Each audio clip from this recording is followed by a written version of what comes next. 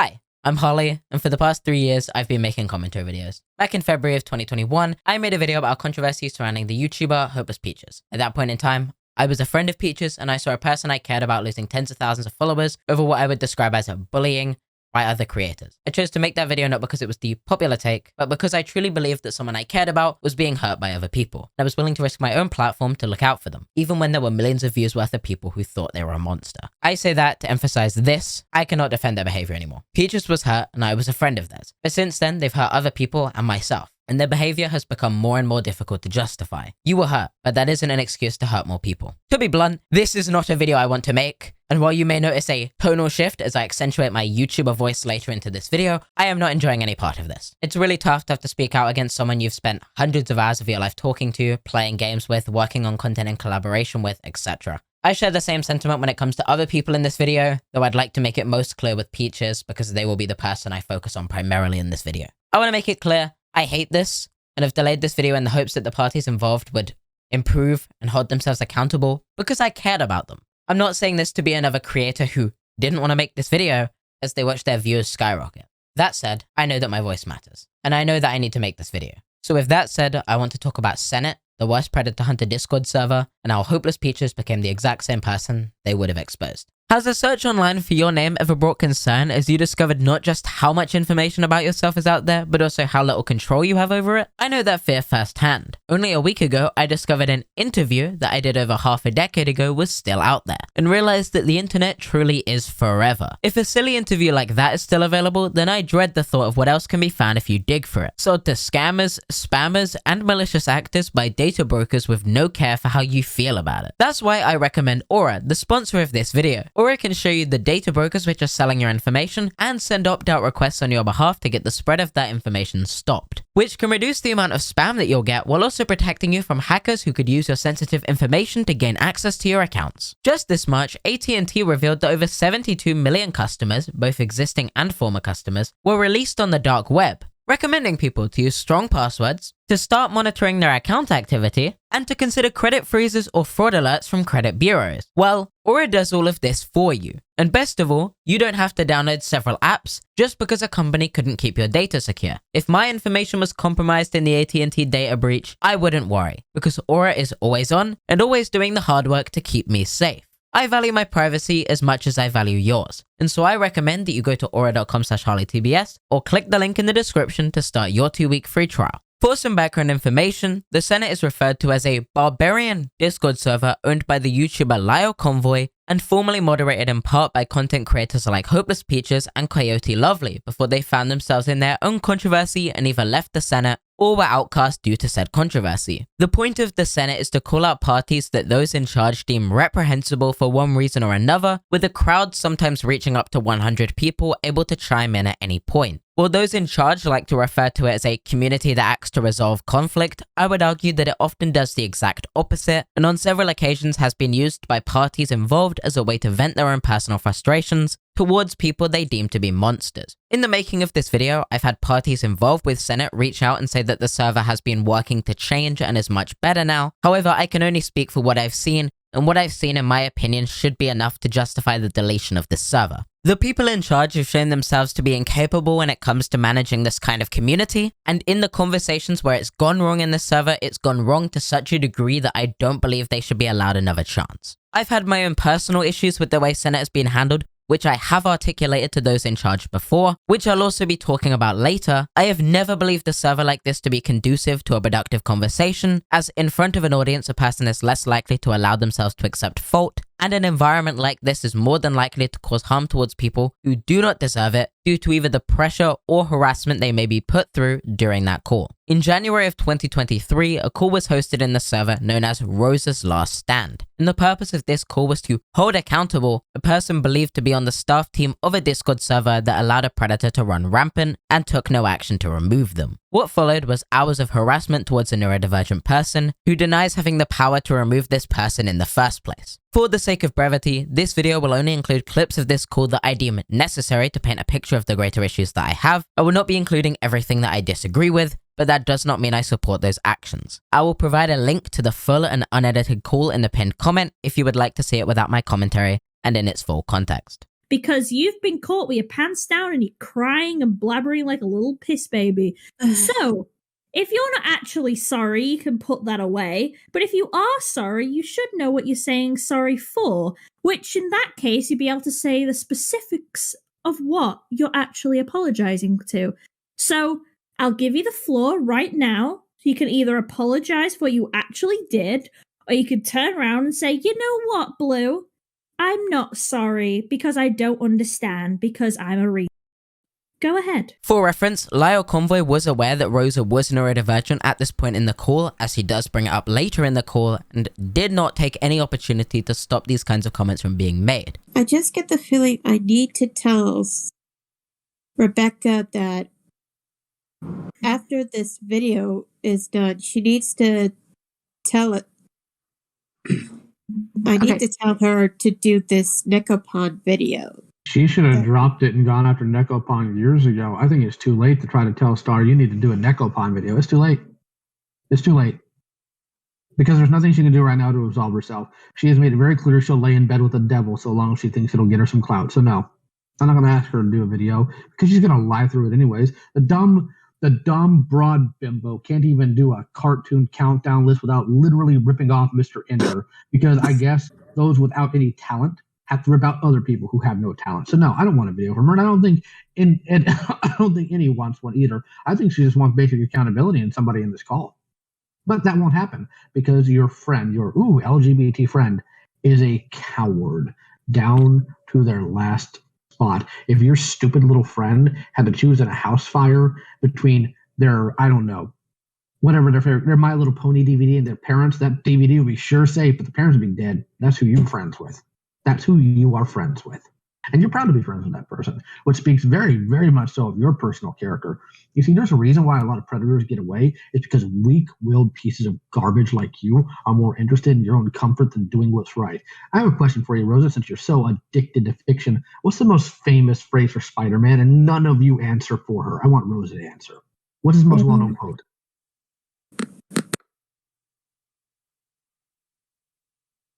The Greek Goblin? I said, quote, not villain. Do you not know the difference between those two things? Quote? Yes, quote. As in a phrase he is most used to being heard saying. Oh,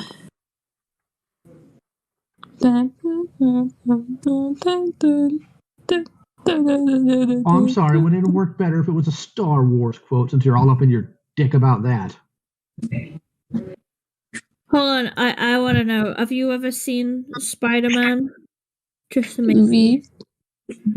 I'm not much of a Spider-Man fan. But have you seen it? Do you know anything? No. They only watch one thing. Okay, so let me go ahead. Let's see here. Who hasn't said something in this call? All right, let's see if I can get some fun interaction here. Now, I want to be very clear.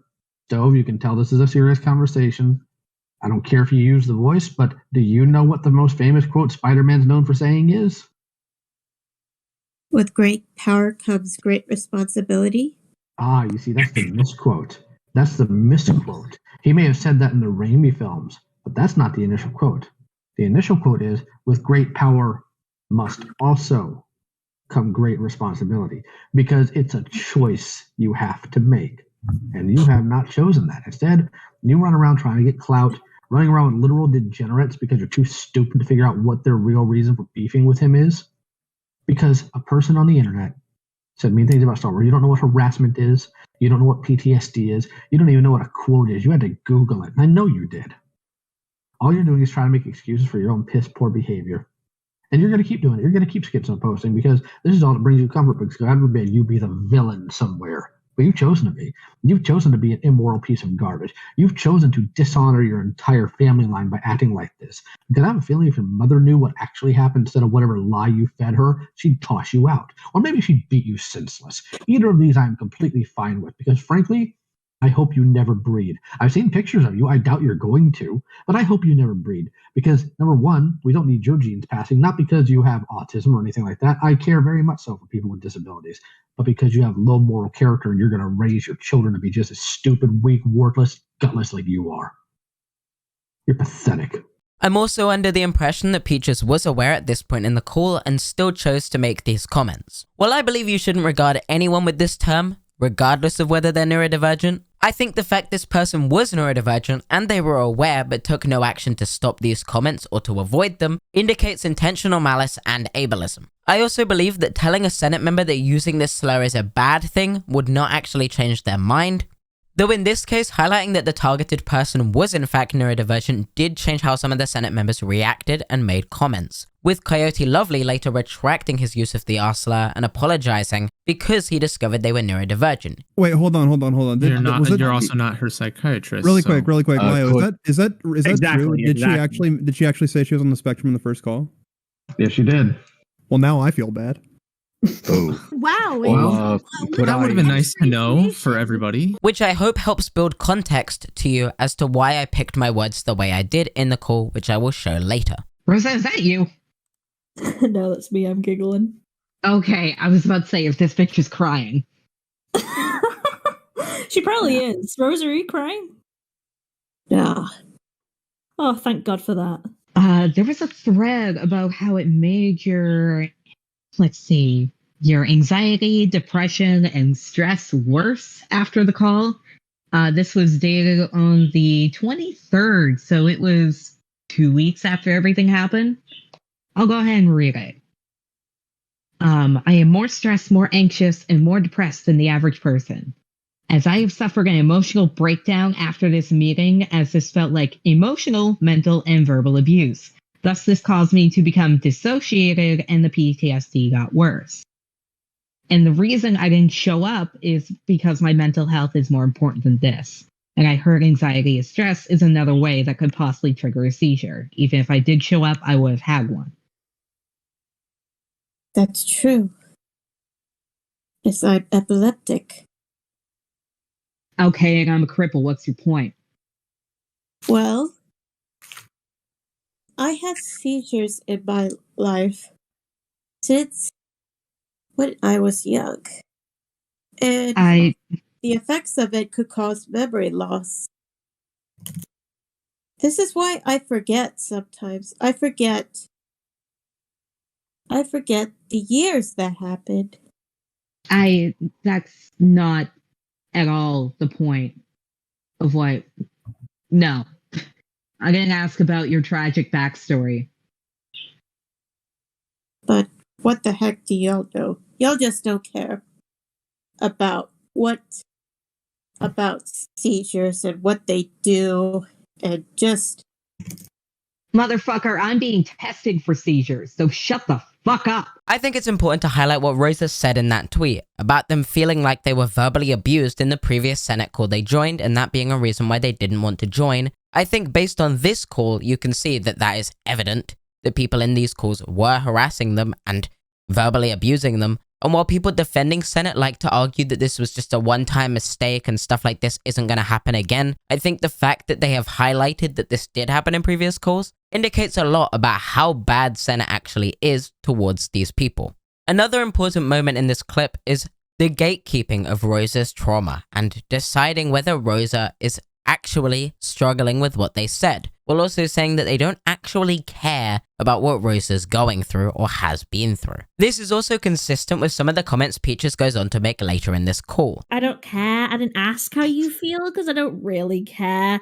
What I was saying is that was actual real tears. You know the little bitch boy tears that you gave before when Lio said he'd call your mummy and you started crying and begging, and then the moment Zaid started talking to you, snapped right out of it? Because the thing is that you are absolute trash. You sit here talking about Zaid all the time. You're always like, oh my god, he's absolutely horrible. And the whole time you've pretended to have trauma, you don't. You pretend to have PTSD, you do not. And you pretend that you care about the LGBT, which you do not. As someone with panic attacks and PTSD and trauma, I can tell because you just sat there like pretending to hyperventilate, which immediately snaps away the moment that the questions go away from you. You pretend that you have nightmares because Zaid said mean things on the internet about fucking Star Wars. And then you sit there at the same time and say that trauma from being groomed should go away in a matter of days because, it's yesterday's news, famalam. And then on top of that, for some reason, you just want to wank off to fucking LGBT people by saying, oh, well, they're my friends now and I really want a bestie from the LGBT. That's just really funny to me.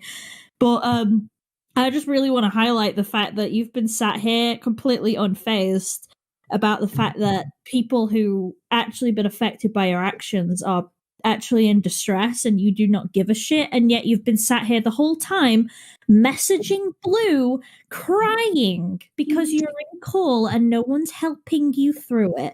But if you really wanted someone to help you through this call, like you've been begging from Blue, that's why I say one more time. Did I finish talking or did my mic just cut out? I'm sorry. Is my mic working? Sorry, Lio, is my mic working? It sure is, kid. Oh wow, I'm so amazed. That's so funny. Maybe you want to clean your ears out, little slut hole, because I didn't finish speaking. So I was gonna say, if you actually wanted some help, instead of crying to Blue, who does not give a shit about how you feel, one last time, I can say you can always drag your mummy in here. Maybe she'll help. I just wanted to have was an LGBT friend. Oh, they're LGBT. So they have to be collected like a Pokemon card, right?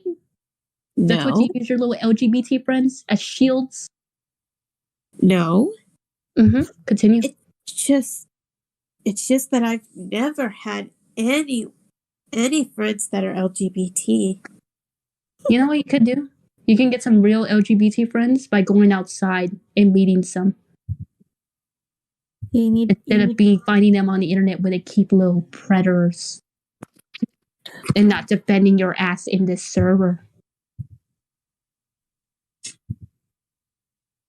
So, where's that LGBT friend that you're so happy to have that's not here for you? I may be talking like a bitch, but because, you can, I made a mockery of my situation. I'll be honest. You really fucking did. So not only do you harbor predators knowingly, you also fetishize people in the LGBT. That's pretty cool. But watch out, guys. Watch out, guys. You never know. You might become the meat shield LGBT Pokemon cards. Never fucking know. Exactly. Like I'm bisexual. Do you want to just do you want to become my friend? Because I would rather see you stick your hand in a blender, personally. I decided to include this clip because I feel like it highlights decisively how everyone in this call was already against Rosa, and no matter what they said, it was going to be twisted into the most uncharitable representation possible. Rosa is an LGBTQ+ person, and as such, was looking for LGBTQ+ friends. That is not a concerning thing for them to be doing, and that doesn't mean they're fetishizing LGBTQ+ people. But that doesn't matter because Peaches and the other people involved in this call hate Rosa. So anything Rosa says has to be picked apart from a million different angles and twisted to be the worst possible case scenario. Do it again and I will find your family. I will tell them what you were doing. I will tell them all the nonsense you said. And usually I have a caveat. If I find out like they're homophobes or something or they might hurt you. If I find out your parents hate gay people, I'm not going to care. Not at this point. You're 30. You're 30 years old and I will not accept any excuses because autism and seizures and epilepsy do not stop you from having a solid moral center. That's a choice you made. You chose comfort over the safety of children. And for a 30-year-old, that is disgusting. If you were 15, I might get it. Kids are dumb by nature. That, no. And not only will I do that, I also now have information about where you live because you have a Facebook account that I do know and I am aware of. And you're going to start getting a lot of reblogs from me to a lot of other people that are not going to be happy about your nonsense. Because here's the thing, people on my side of reality, people in conscious reality with moral values, don't take a lot of people making excuses like you do at all. And you don't know how quickly that's going to spread in your town. Sooner you might be known as Rosa, the child predator enabler in your own hometown. And frankly, couldn't have him to a better person. The only person more culpable other than Star Giant is Necopon themselves. So congratulations, you're the bronze medal here. Star's the silver, Negopon's the gold. Aren't you smart? You've accomplished nothing, you have not redeemed yourself, and you never will because you refuse to take actual accountability. Instead, you want to blame conditions that were well within your control. You're dishonest, disingenuous, disgusting, loud. Never be around or talk to children again, or I will find out, and it will be ugly. Yeah, and to add to that, do you have any, young kids in your family? Why would you? No bitch boy tears, Rosa. Answer the question. I don't want anyone to know. It's my life. Okay. Oh no, boo-hoo. Sorry. Rosa, I need to stop you there. I think I misplaced my small violin. Who gives a flying fuck? Please. Not just that, it's interesting how, nobody needs to know that your personal life is an excuse when it comes to consequences, but you got no problem throwing shut your dumb slut mouth. But it's amazing to me that you don't mind bringing up your personal life and you think it's going to shield you from consequences. Isn't that a fancy little thing going on there? Fascinating. But just... I'll tell you what, Rosa. I just have plans. Shut it. I don't care about your stupid plans. I don't care about any of that. If you get into a car crash tomorrow, I'm not going to cry. But I'll tell you what, I'll meet you halfway on something, all right? I'll compromise with you. We're going to go ahead and file it away as forgiven and forgotten on one condition. Are you paying attention? Yes. Get your mom and call. I can't. Yeah, you can. I literally just heard her sneeze. Go do it. I can't. Oh wait, that was me. Oh, why can't you do it, Rosa? Why can't you do it? Please.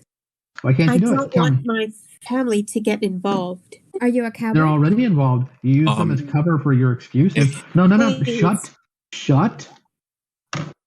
I said Please. It is your one chance. Now, if you're still going to continue on and pretend that you actually care, then it's obvious you don't because you're not willing to be honest about things. You're not willing to have that sacrifice. No, you can't let them know because they might take away your internet, which is what you're actually concerned about. You don't actually care about kids. You don't actually care about being sorry. All you care about is whether or not you get to have fun on the internet. And I want you to admit it. I want you to tell us right now that you're more concerned about whether or not you get to stay on the internet than you are the fact that you hurt people. I want to know right now. Tell us. Admit it.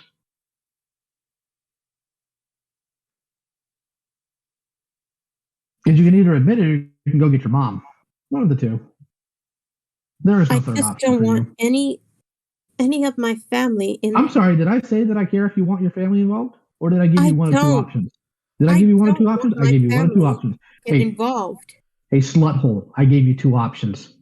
Which one's it going to be? Are you going to get her involved? Or are you going to admit that you just don't care about the kids? You just care about your own comfort? I just don't know. Please. Oh, you don't know. I told you, you have two choices here. Let me leave. You had two choices. Which one's it going to be? You're not leaving until you make a choice. Go.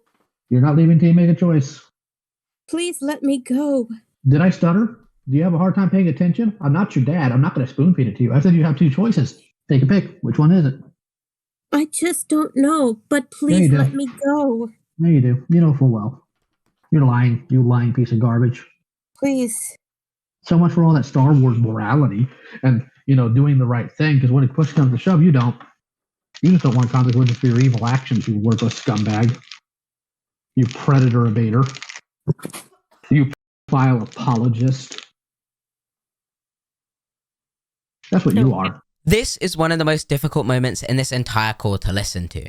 As Lio continues to scream at Rosa and people continue to hurl these claims against them, Lio makes the threat that he has their personal information and will get everything on them if he has to, and then post that information in his own circles so that he can ruin their life and they become known within their village as a defender of predators. Then, he gives them an ultimatum that he will leave them alone if they put their mother on the microphone and let them be screamed at by this entire group of people too. I believe it impossible for anyone, including the people involved in this call, to view this footage and see themselves as anything but the hostile party, but the person attacking someone, but the person in the wrong. I do not believe any person with a public platform should conduct themselves this way. Rosa, do you know where you are right now? Just why would y'all be... I asked you where you are right now, you mush-mouth retard. Are you right now? Actually, I apologize again for calling you that, because again, people with actual mental handicaps are a lot smarter than you. So where are you right now? Tell me.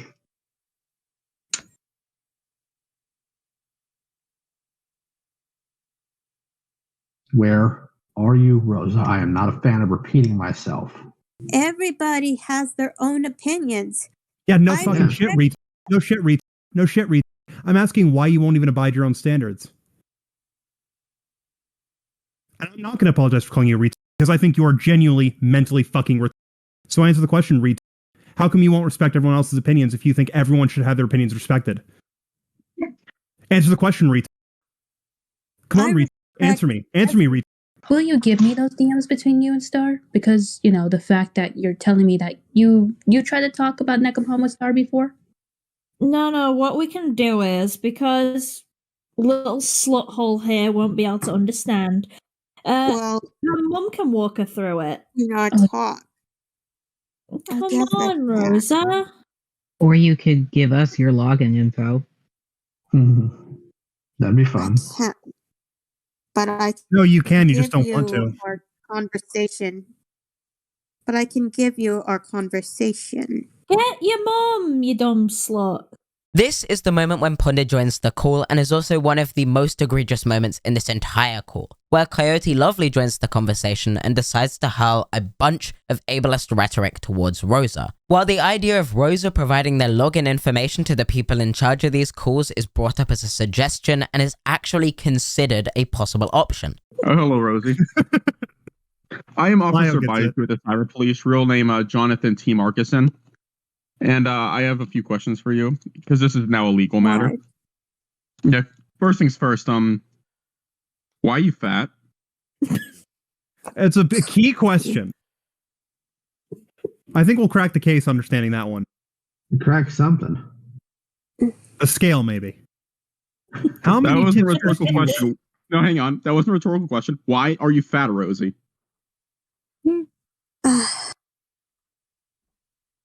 It's just this is a legal matter. Dealing with depression.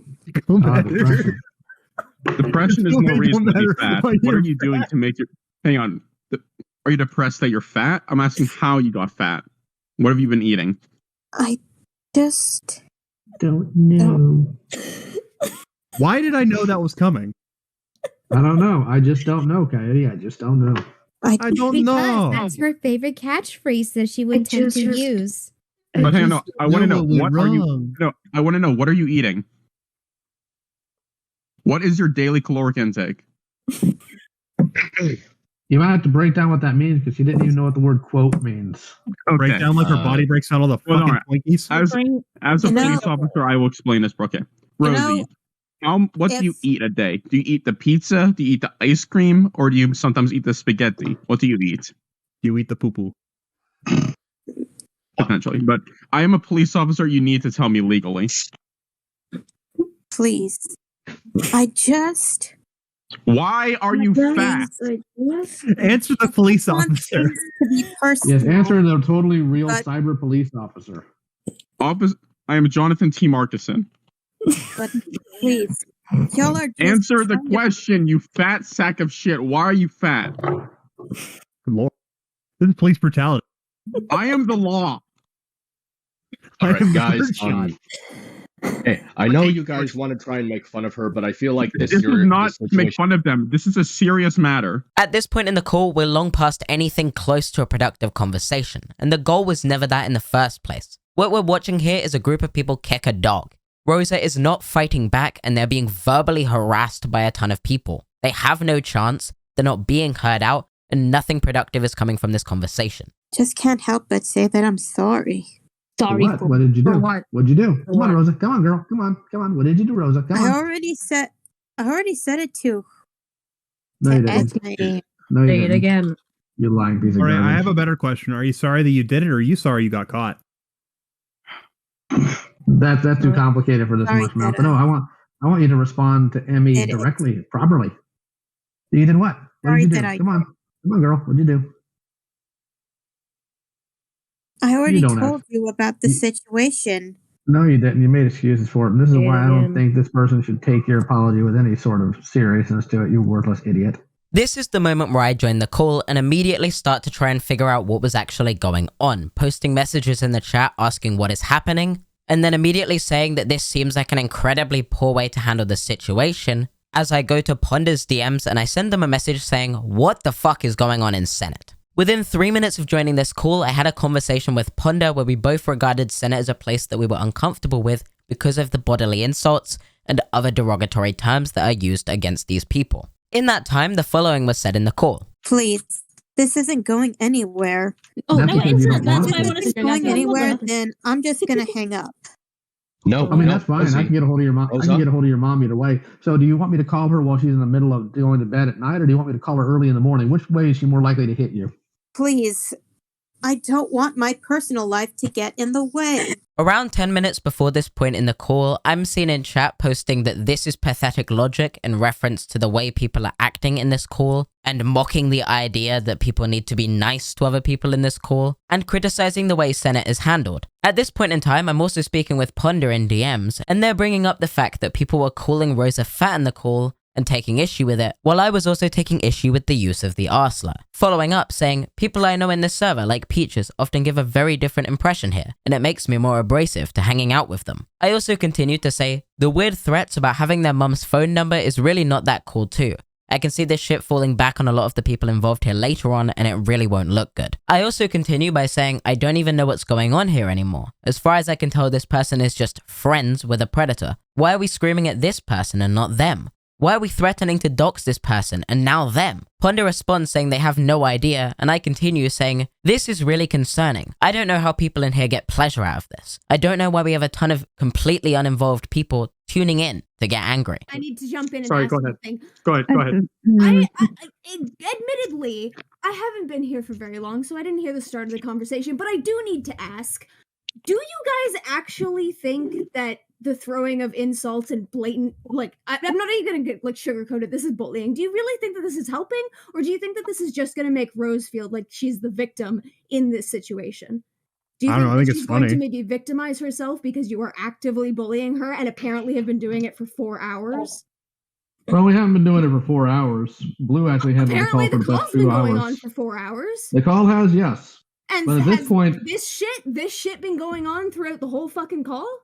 no. Because, like, I haven't been listening very long, and I'm really, really disappointed with what I've been hearing. Like, I'm not defending Rosa at all. I don't really know much about what she's done aside from, like, she was dismissing someone being a predator. But, like, what the fuck prompted all this bullshit? Do you want an answer to that? Yes, I want an answer to Okay. that. What prompted this is Rosa not taking it seriously when we have one of the victims of this predator in here telling them exactly what they did, constantly making excuses for why what they did was fine, essentially, telling us that having a couple mean tweets thrown your way is equal to that of being preyed on as a child by a predator because they're equally bad. Going on tangents like that, never taking any accountability for what they're doing or what they are saying, and never being able to answer directly any questions they are being asked. So, accountability for having bad opinions that you disagree with. Not bad opinions that I disagree with, more the fact that they let a child predator run loose in their server for 8 months. It's not my server, it's Rebecca's. It's a server that you had the ability to ban them in, that you've told us about. Actually, it's not. It's not how I run it, it's how Rebecca runs it. She's in charge of the server. I actually You literally. I want to ask Rosa a question, and I'm sorry if this sounds mean or like if this is offensive, but I do want to ask Rosa, do you have like a learning disability? I don't know much about. I think that answered that. I just often keep things to myself as a secret. I don't see how that answers my question, but all right. I just don't really understand how the constant bullying and insult, like blatant insult, like ad hominem insulting is productive in any fucking fashion. How is that helping? It literally just sounds like a bunch of you are victims and you are venting your frustration at someone who is completely unrelated to how you were victimized. Yes, I understand the one kid does have a reason to be upset with Rose if Rose had the ability to remove the person, but so far I haven't, like, it hasn't really been expressed that she actively had the ability, and it's just like she was a moderator in a Discord server. Like, did she have permission to remove people from groups? Yeah, she was did also from in a previous. But no, Yeah. I'm saying, does she have wasn't a permission to do moderator as things on her own without, like, prompting or input from the server owner? Because when I was running a server, you couldn't just kick people from my server. You had to run it by me first. He also said the grooming wasn't really a big deal, so I think that's also what people are upset How much about. do they know about the grooming? For all They we know, knew. it's ignorance. They've seen the evidence. They literally saw the evidence for it, and they decided instead to go after somebody else that apparently just lied about them instead of the actual predator in their server. And this is something that also Star Giant has brought up, who is the person who owned the server. Okay, but how do you know that it was proven to Rosa that they were a predator? Like, Because I've seen the information. Go ahead. Lio, I've seen videos where people try to prove that someone's a predator and it doesn't get across. How do you know that it was proven to Rosa that this person was a predator and she believed and knew that? Literally. Go ahead. Yeah, I was literally going to say that we've seen literally everything that was sent to Rosa. That doesn't prove that she acknowledges it as being true. I've been sent bullshit before that I didn't believe.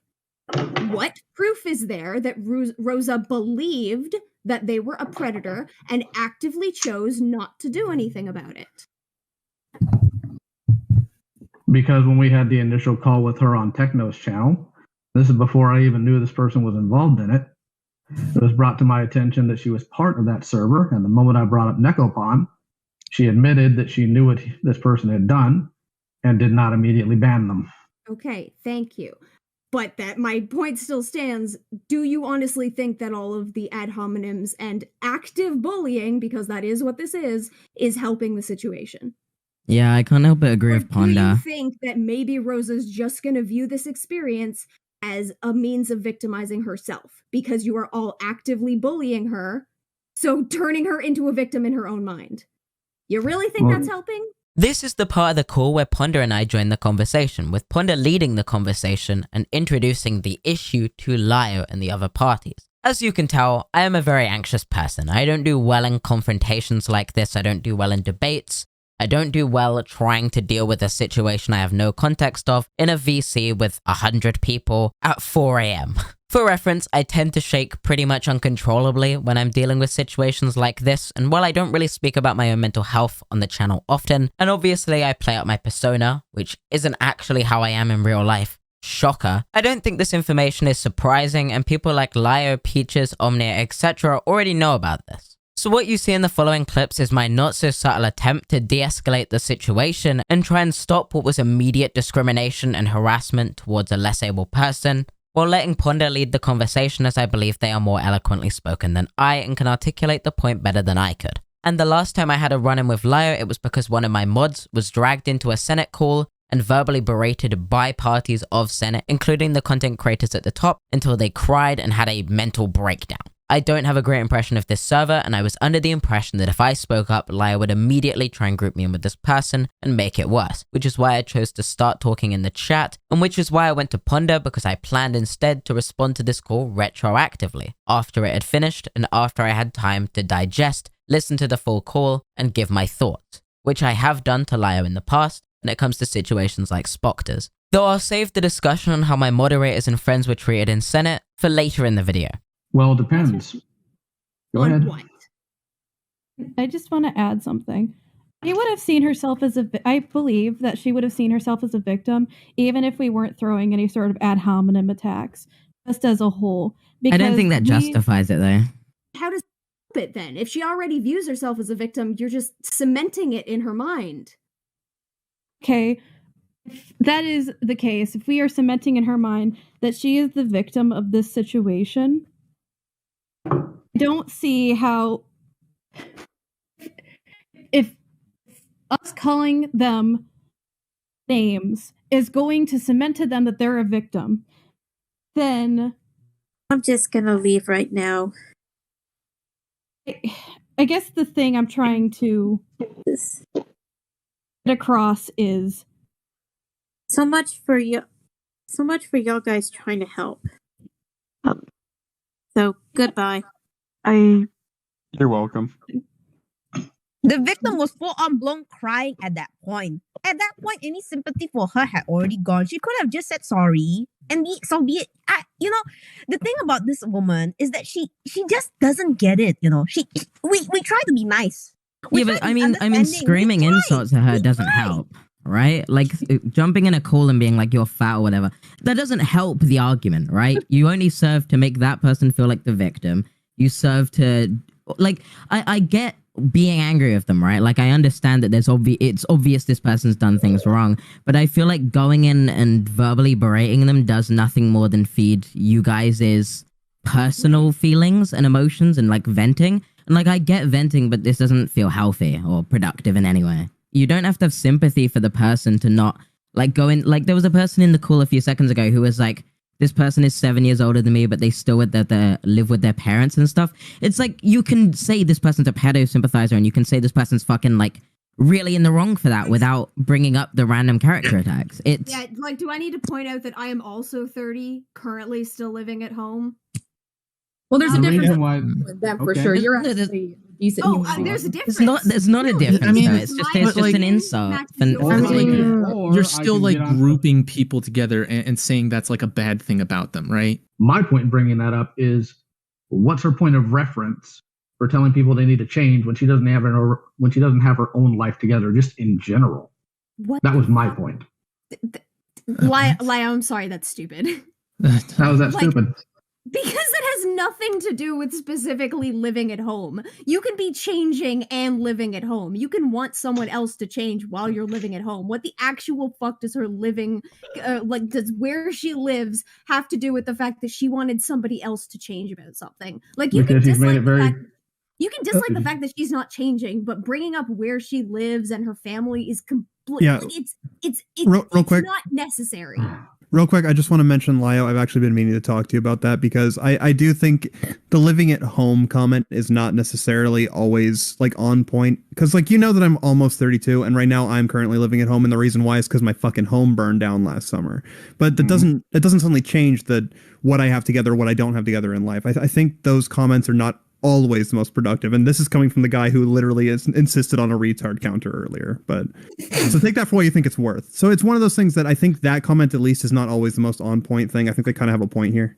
I appreciate that Coyote Lovely conceded on the point in regards to them living with their parents, specifically because it also insulted him. But again, he is the guy who was hurling the arser like crazy at them earlier. It's such a strange hill for him to die on, and it's very obvious that he only died on this hill because the insult would also work against him.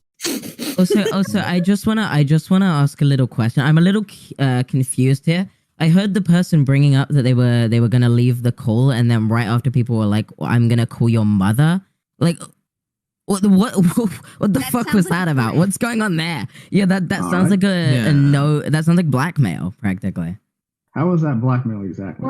If you don't do the thing I want you to do, I am going to do this thing to you. Drag her mother into online situations when she's specifically indicated that Lio wasn't threatening, he was demanding. That sounds like a threat. Lio was sounds like a threat. He said that he would contact guys, he wasn't yelling. He was just speaking very loudly and angrily. You know, guys, I can talk for myself. I can talk for myself if I'm allowed to. Yeah. When people started saying, like, oh, hey, like, we can get her aunt or we can call her mother, like, actively contacting her family, Like, as a 30-year-old, if I had a disagreement with someone about something and someone was like, oh, I'm gonna call your mom, you don't think I would view that as a threat? Or like something like disagreeing with somebody. It's someone who they're a pedophile sympathizer. And I'm sorry, but you think contacting her mom is gonna help? Like, what if her mom shares the exact same fucking thing, that it's none of her business and she shouldn't get involved? What if her mom has the exact same opinion? What are you gonna do then? And it's also like it also feels like intimidation. Like, I know your mom's number. I know. I'm sorry, that was directed towards me. I would sure like to be able to respond to it if that's okay. Go ahead. The fact that they made it very clear that they are willing to put children in danger by having somebody around a server that they could remove, whether they could get okay for it or not isn't really my point here, but they could remove. If this person is in fact her handler, she needs to be brought aware of it. Now, if her mother agrees with her, there's nothing I can do at that point. Wait, but she's an adult, right? Like I'm. You what do you mean handler? If she's the handler, like that implication alone indicates that Rosa may have an intellectual disability and needs a handler. But like, if they don't have an intellectual disability and you're just contacting their mom, what the fuck is their mom gonna do? They're 30. At this point in the call, Lyo's logic is put under scrutiny and he buckles under the pressure. I highlighted that it felt like he was threatening Rosa, almost blackmailing them, not giving them a choice to leave the call because if they did, he would then call their mother. And with the added context that he was mentioning that her parents could be homophobic and he would do nothing about it, or that he would call them at a time where they were more likely to hit Rosa, I don't know how to take it any other way. They were given practically no choice. Stay in this call or potentially be physically assaulted. At this point, Ponder, Sprocket, and Skridus, my friends who I'd been speaking to in private about this, both speak up and ask why Lyo would need to speak to this person's mother. Rosa is an adult and as such they are responsible for themselves. What benefit does it give to call their mother other than for its use as a scare tactic to keep them in the call so they can continue to be verbally berated? Lyo then tries to argue that the mother could remove them from social media or otherwise the platform they have in this server if they are in fact their handler, which seems to imply that that was set up as a precedent in previous calls. And also, in a way I don't think Lyo realized at the time, entirely deconstructed his own argument. If Rosa requires a handler because they cannot look after themselves or cannot be responsible for their own actions, then why are they in a Senate call being verbally berated for actions that they were not capable of controlling? If Lyo thought there was a chance that this person could need a handler because they weren't able to handle themselves, then I have no idea why he was hosting these Senate calls in the first place, allowing anyone who wanted to join in and scream at them, and I have no idea why he allowed ableist language to continue to fly towards them the entire call. This is the basis for why I feel Lyo is not responsible enough to handle Senate. All of these questions should have been addressed prior to the call taking place, and there should have been no concern as to whether the person he was calling out was fit and capable to even have this conversation in the first place, let alone in the right headspace or even with the right power in the Discord server to remove the person they wanted gone. The questions we are asking here are rather basic, and Lyo shouldn't be struggling for an answer. He should know how he feels beforehand. Rosa was ultimately a tertiary party to the issue that took place in this server. Lyo couldn't get the content creator and server owner who allegedly was aware of the predator's actions and yet took no action to remove them, and he also couldn't get the alleged predator in the call, so instead Lyo, or whoever represents Senate in this situation, decided to bring Rosa, one of the moderators, who may not have even had the power to remove them or may have needed permission from the server owner, who at that point in time we've established was denying that there was enough evidence to base removing them from the server, because they were literally the only person Lyo could drag in here, which makes it seem like Senate's motive here wasn't to solve the actual underlying issue, but to vent their frustrations at someone online so that they can feel like they're actually fixing the problem while actually changing nothing. Like, I mean, hold on a minute. Do you want? Because there were different things being thrown around throughout the entire course of this call from when I joined. So, like, what specifically are we talking about here? I'm specifically talking about the ad hominem attacks and bodily insults. Oh, okay. Calling her slut whore, or changing her name to that, calling her fat, calling her a retard. None of that was fucking necessary. Oh no, it wasn't necessary. But it was. I will make the statement that I didn't call her anything except for, and I did that maybe like 12 times, admittedly. But you're right, it wasn't necessary. But for the point that I was making, I didn't really care if it was necessary or not. I thought it was funny. You're at a point that required you to say the R word 12 No, I acknowledge that I did not need to. I said so because it was funny. Wait, hold on. You're also not her psychiatrist. Really quick, Lio, is that Exactly, true? Did she actually say she was on the spectrum in the first call? Yes, she did. Well, now I feel bad. Oh. Wow. That would have been nice to know for everybody. Can I talk? Am I allowed to talk? Thank you. Yeah. Yes, I did. And here's the reason why I personally don't see much of an issue outside of maybe the words Coyote used. That, full disclosure, I used once, and it's a word I'm trying to get out of my vocabulary, so I apologized immediately. I do not see. And feel free to correct me if you think I'm wrong. I don't just think you're wrong, I think you're lying. Because that is not what you apologized for earlier in the call. You apologized for calling Rosa the Arsler because, quote, people with actual mental handicaps are much smarter than you are. I asked you where you are right now, you mush-mouth retard. Are you right now? Actually, I apologize again for calling you that because, again, people with actual mental handicaps are a lot smarter than you. So where are you right now? Tell me.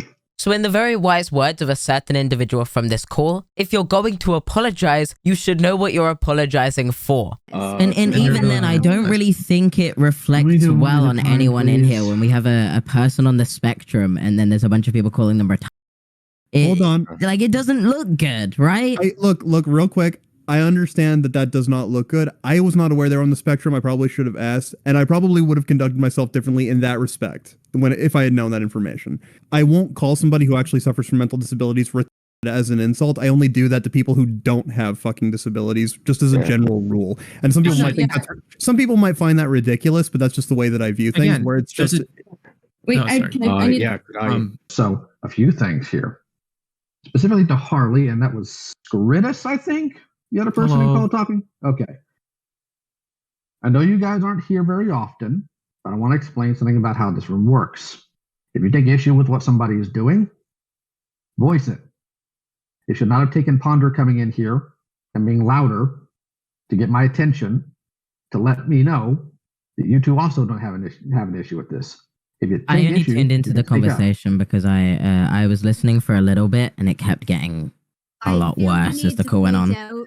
Also, in instances where there's a huge call like this, people may feel less inclined to point out a contradictory opinion because of social pressures. I see. And I also didn't want to chime in on something I didn't really know the full context of either. Okay. Well, going forward, if that happens again, and you're worried about speaking out because of XYZ, my DMs are open. And I will give you a voice to speak, and if I have to shut everybody else up, I will. This is a server where you can beef with people if you want to, and you can talk it out. You don't do cloak and dagger here, and if you're worried about your opinion coming out there, don't be. The worst you might get is some people will disagree with you, for the most part. No, I feel like the worst I might get is being put on the same side as the people that are getting berated. That's my thing, right? Like if I come out and say, "Hey guys, let's tone it down a little bit," I'm afraid that it's like, "Oh, you're defending this person." No. It's I feel like in a community like this where like these calls are very hostile, I feel like if someone speaks out and tries to use their voice to say the opposite, it's very easy to put them in the same bucket as the people you're already mad at. And if I was someone walking in here and didn't know you, Lio, I would see someone saying, "I'm going to call your mother and you're fat and you're retarded," and I'd go, I don't really want that to happen to me. So why would I want to tune in and join the discussion, right? This is a point in the call that I'm sure people have question with, so I'm going to follow up on this call in the following section where I respond to Omnia's video. However, for some added context, I am a neurodivergent person, and in this situation, I was only using the word to highlight that I think its usage was wrong. I understand some people will take issue with how I worded myself in this clip, and I can appreciate that.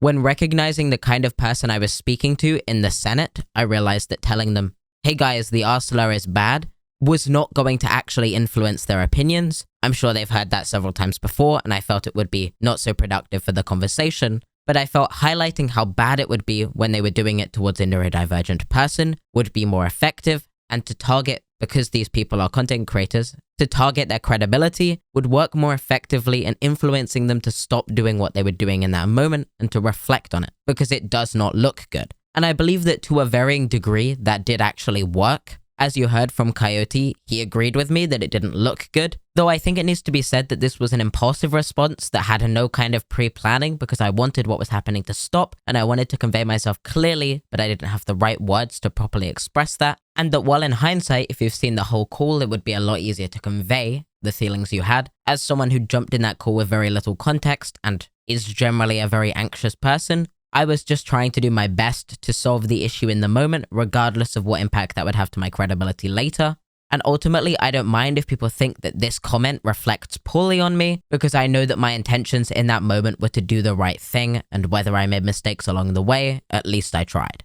As a general rule, I don't really like to use the R-slur. Even though I believe I can reclaim the term, I generally don't like it. I think it's a rather gross word to use, and it's why I generally avoid it in my day-to-day. I understand regardless that some people will still be upset with this section in the call, and I appreciate and apologize for that. If I had the opportunity to go back, I would not have worded myself this way, but I believe my intent was clear in this clip, and I hope people can understand that this was obviously not me acting in malice. And on the next part of this clip, I think Skridus conveys my feelings on this situation very well. The reason it is so hard to speak up in a Senate call like this is because there is that concern that you will be grouped with the people that are currently being called out, that you will be viewed as someone defending them, and thus you will also be put on blast. And while I recognize that I may be lucky in that I have a platform, and as such Lie was less likely to do that to me, it is still a genuine concern, especially as someone with anxiety. I did not have the full context to the call by the point I spoke up, and I didn't know if there was information I didn't have, information that could have genuinely been used against me, to make it seem like I was defending someone much worse than I realized. And the truth is that originally, Senate did try and frame me as a bad person for speaking up in this call, alongside Ponder.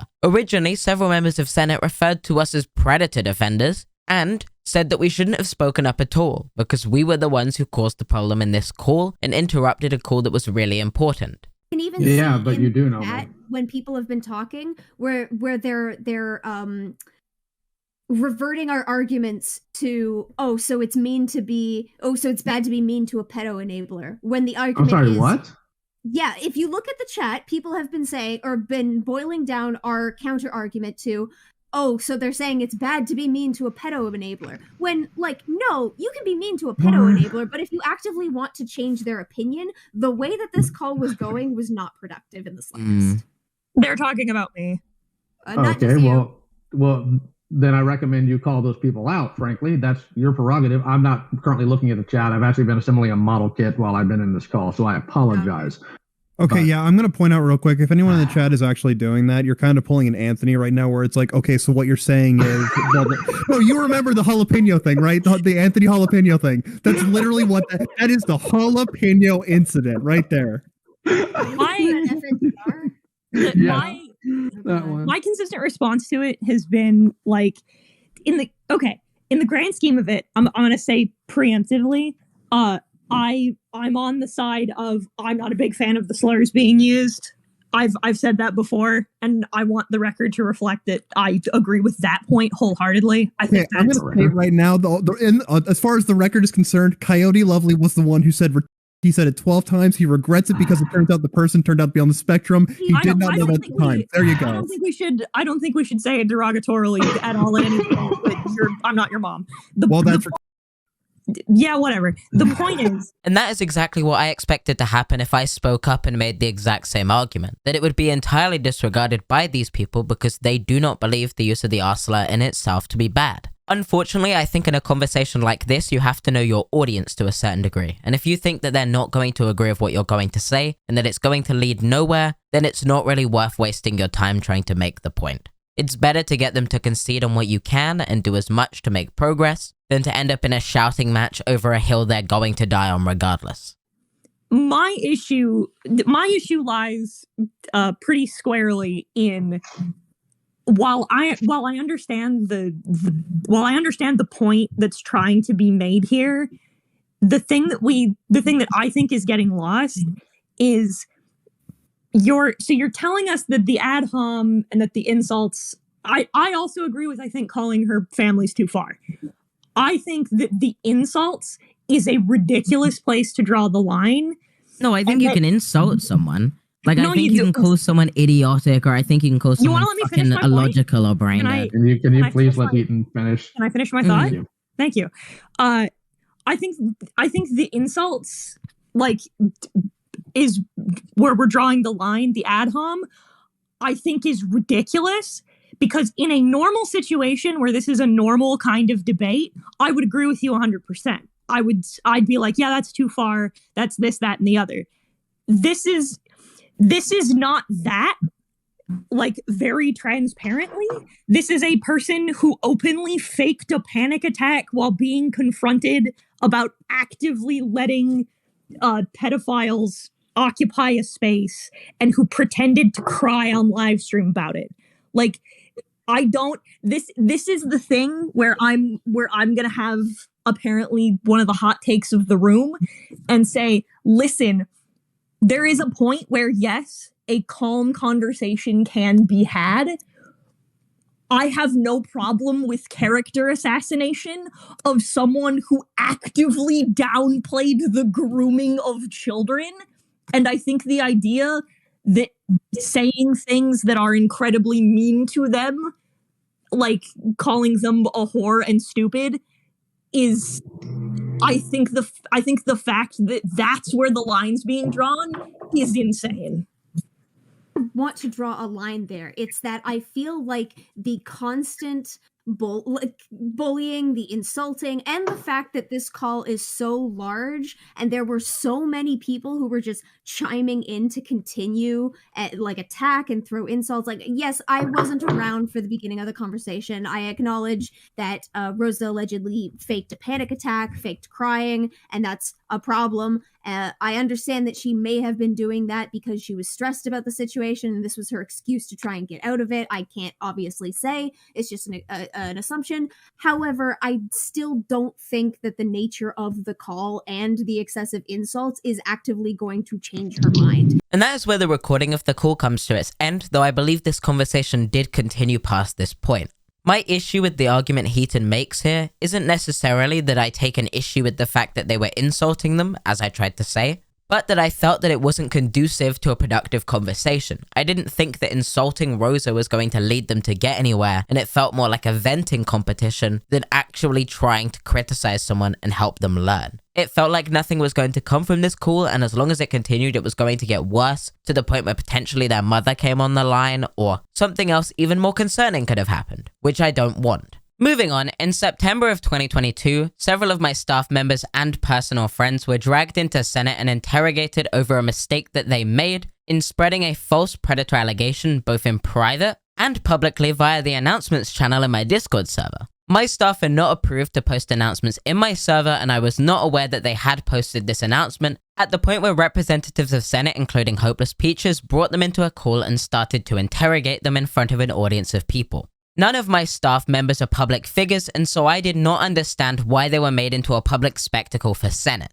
This was an issue with my server that should have been brought to my attention, and then I could have removed those members from my staff team for both mishandling their power and putting my reputation at stake by making false allegations in my announcements channel. But because of the way this situation was handled by Senate, it became so much worse. One of these members contacted me and told me that they were not left alone by Senate even after they expressed that they were neurodivergent, that the way they were treated in Senate led to them having a mental breakdown while on the call, and that said call put them at risk to their own safety in ways I will not divulge in this video. While I agree that these parties were out of line, as I removed every single one of these people from my staff team following this mistake, it was a situation for me to handle, and instead it was taken into Senate's own hands and made so much worse. The main staff member that was interrogated was not even the staff member that posted the announcement, as they refused to join the call, and yet they were made an example out of in front of an audience of up to 100 people. I decided not to share this information publicly at the time it happened because I was concerned for the safety of the staff members involved and felt that a public discussion around it would make it worse for them. Though I've since received approval from this ex-staff member to include the story within this video, and at their request, because they are not a public figure, I have kept them anonymous. If Lyle or anyone else representing Senate makes a response to this video in any capacity, I would like to ask that they remain unnamed, and I would like to ask that their call is not played. You are free to criticize me for anything I've said publicly, but to bring a non-public figure into this discussion when they have no platform to defend themselves and also when they no longer represent me would be reckless and irresponsible. This is why I say I don't like the Senate server and why I believe that a server like Senate can't work. In all the cases that I've seen, bringing a non-public figure into a dispute where there's a crowd of 100 people watching it will never end up working as a productive conversation, and I can see it going wrong in a million different ways. This also led to a conversation with Peaches where I refused to use the Senate to resolve a dispute because I felt the server was not conducive to a productive conversation. This and several other situations are what led to me and Peaches cutting ties with each other, and I haven't been their friend for over a year now. I was also made aware that immediately as soon as I cut ties with Peaches, they started to dig for dirt on me. Though it turned out when I was contacted by more people that behavior continued even while we were friends. While I'm not on good terms with Lyle and I've since cut him off, he has also expressed the sentiment that his perspective on me was influenced by Peaches and the claims they made about me behind the scenes. And in this clip, you'll see how bad his perspective on me was, as with the consent of both Lyle and Mally, I would like to publicize a conversation they had in private where Lyle was trying to convince Mally, one of my personal friends and someone I've met in real life on several occasions, to cut ties with me over claims that and I cannot be more clear about this if I try, are flagrantly and blatantly untrue. You know my value about that in terms of like hanging out with people that other people don't vibe with. Unless they're a monster. The problem I have here, Mally, is that in some cases I think you do genuinely hang out with monsters. I guess we can probably discuss that a little bit, because I'm assuming you're referring to Oranges and Harley? What? No, Oranges didn't do anything. Oh, sorry. Then who? Other than being British, which is just well, that horrible. is a fucking crime. You do need to put them down for that. But who then? I think that Harley's a problem because of their inconsistency, their inability to treat things properly. There's been several instances of Harley treating predator accusations as games. There's been instances of Harley taking over a month to address their server members or server mods, accusing somebody of being a rape, as well as the time they put somebody in the hospital for accusing them of being a groom with no evidence. There's the attempted defense of Sprocket that thankfully hasn't come out yet and hopefully never will. Harley has a lot of problematic behavior that I don't think needs to be encouraged by interaction, frankly. I mean, you remember that I was very much there for the mod situation. So at least I know what you're talking about. I guess on that front, our values just don't align with that. I don't think Harley is a monster for fucking up. I guess it's because I don't believe that Harley is acting in ill intent, which is a big factor for me with these things. I think Harley just fucked up, got scared, didn't want to turn on friends, doesn't want to make a misstep in commentary. And I could be very much saying this with bias, but I think Harley has been improving a lot in the last year. So that's why I am still in contact with Harley.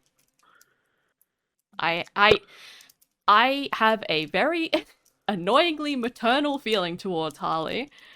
So it's going to take an actual malicious act from them that I can see and perceive before I would cut them off.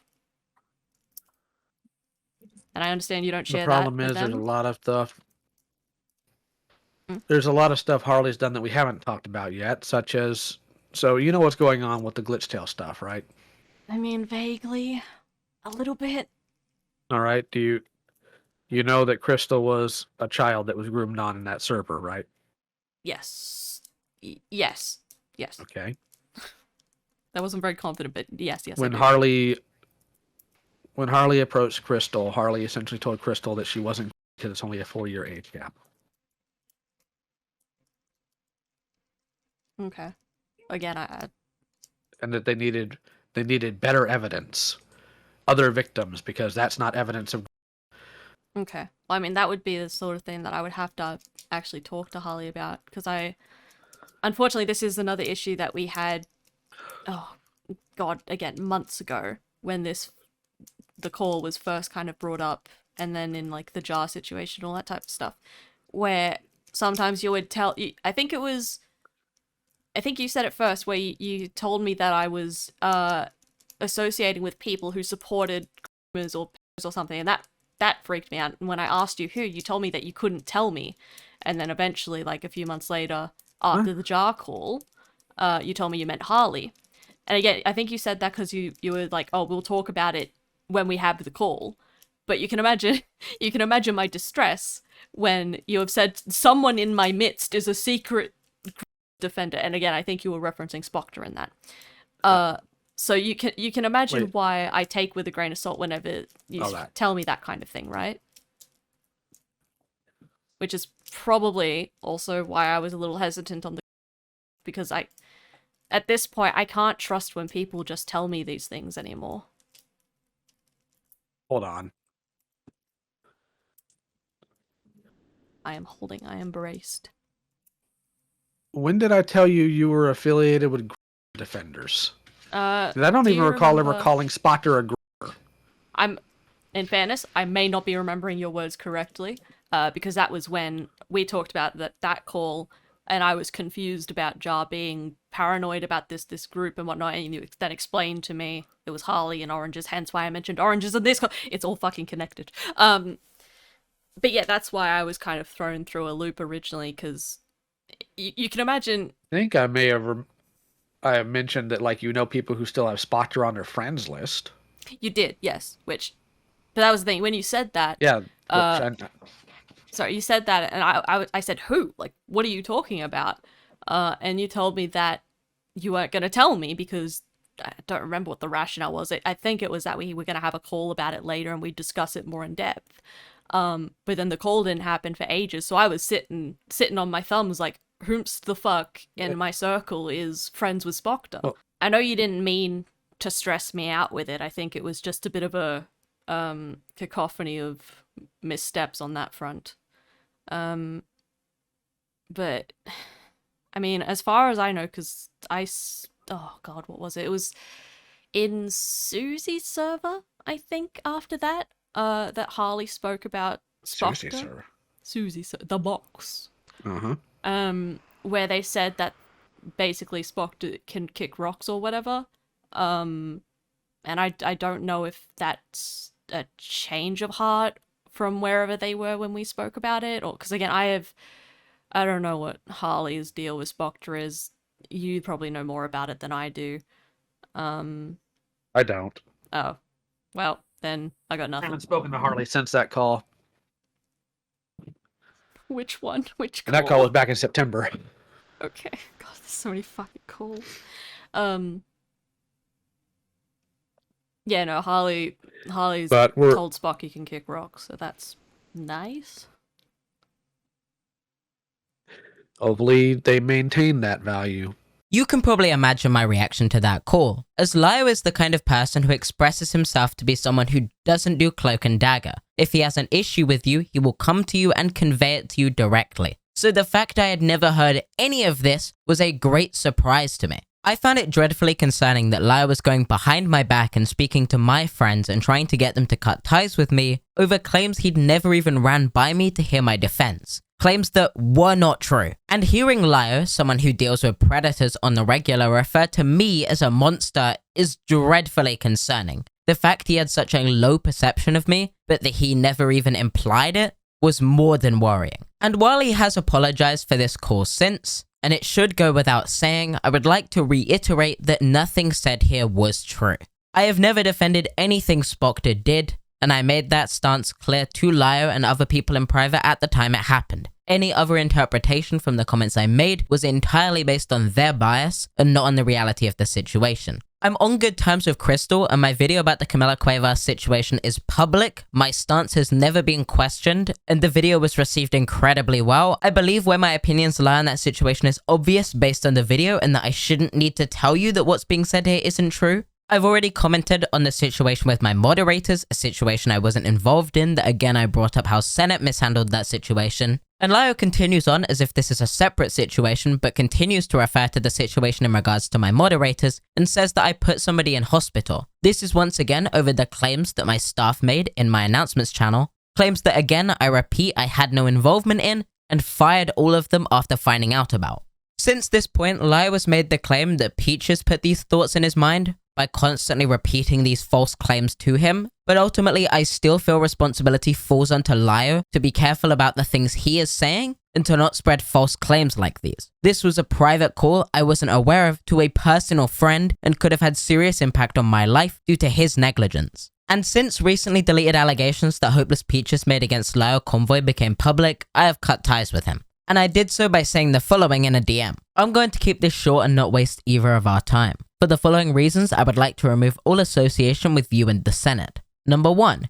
For instructing Crystal not to forward me evidence against Camila Cuevas and then being upset with me for not having certain evidence. This is in regards to a claim that Crystal recently made in their video about Lio Convoy, where they alleged that Lio told them not to pass me evidence, specifically because Lio either didn't trust me or didn't want me to have said evidence in my video. And by doing so, it may have had an impact on my video and stopping me from having certain information that I could make public at that point in time. Number 2. For telling me that another Senate call was not that bad, and that if his staff had an issue with how he handled the call, then they could hold him to account for it. This was blatantly untrue. I got a copy of both this call and the call between his staff after this call, where Lio freaked out at members like Peaches over the fact that they muted him for going too far in the same way the Rosa call went, with him saying that they embarrassed him in front of an audience, which I felt to be incredibly ironic, and also clearly opposed his statement to me that if his staff had an issue with how he was handling a situation, that they could hold him accountable on it. Number 3. For reaching out to parties behind the scenes when I confronted you on evidence and telling them that I shouldn't know said information. This is in regards to a screenshot I was forwarded by one of Lio's moderators that showed him saying, "Just a heads up, someone's passing messages to Harley that are none of their business," right after I confronted him via DMs for a mistake he'd made. Number 4. For how my moderator team and personal friends were treated in Senate by you and other parties when they made a mistake, without allowing me to speak to them or informing me of the situation. Number 5. For the blatant lies you spread about me to other parties behind the scenes, including friends, to push them to cut ties with me. Number 6. For sending me your most recent message, quote, "I'll keep dealing with the weirdos and freaks in the smaller sphere here, you keep doing what you're doing," which comes across as something along the lines of, "If you ignore my mistakes, I'll ignore yours," which is unacceptable. Number 7. For making excuses not to delete Senate and moving the goalpost on your own promise to me as soon as you realize that it'd come back to bite you. This is in regards to an agreement that I had with Lio where he promised me he would delete Senate if any call was even close to as bad as the Rosa call again, and for several other reasons that I won't get into in this video.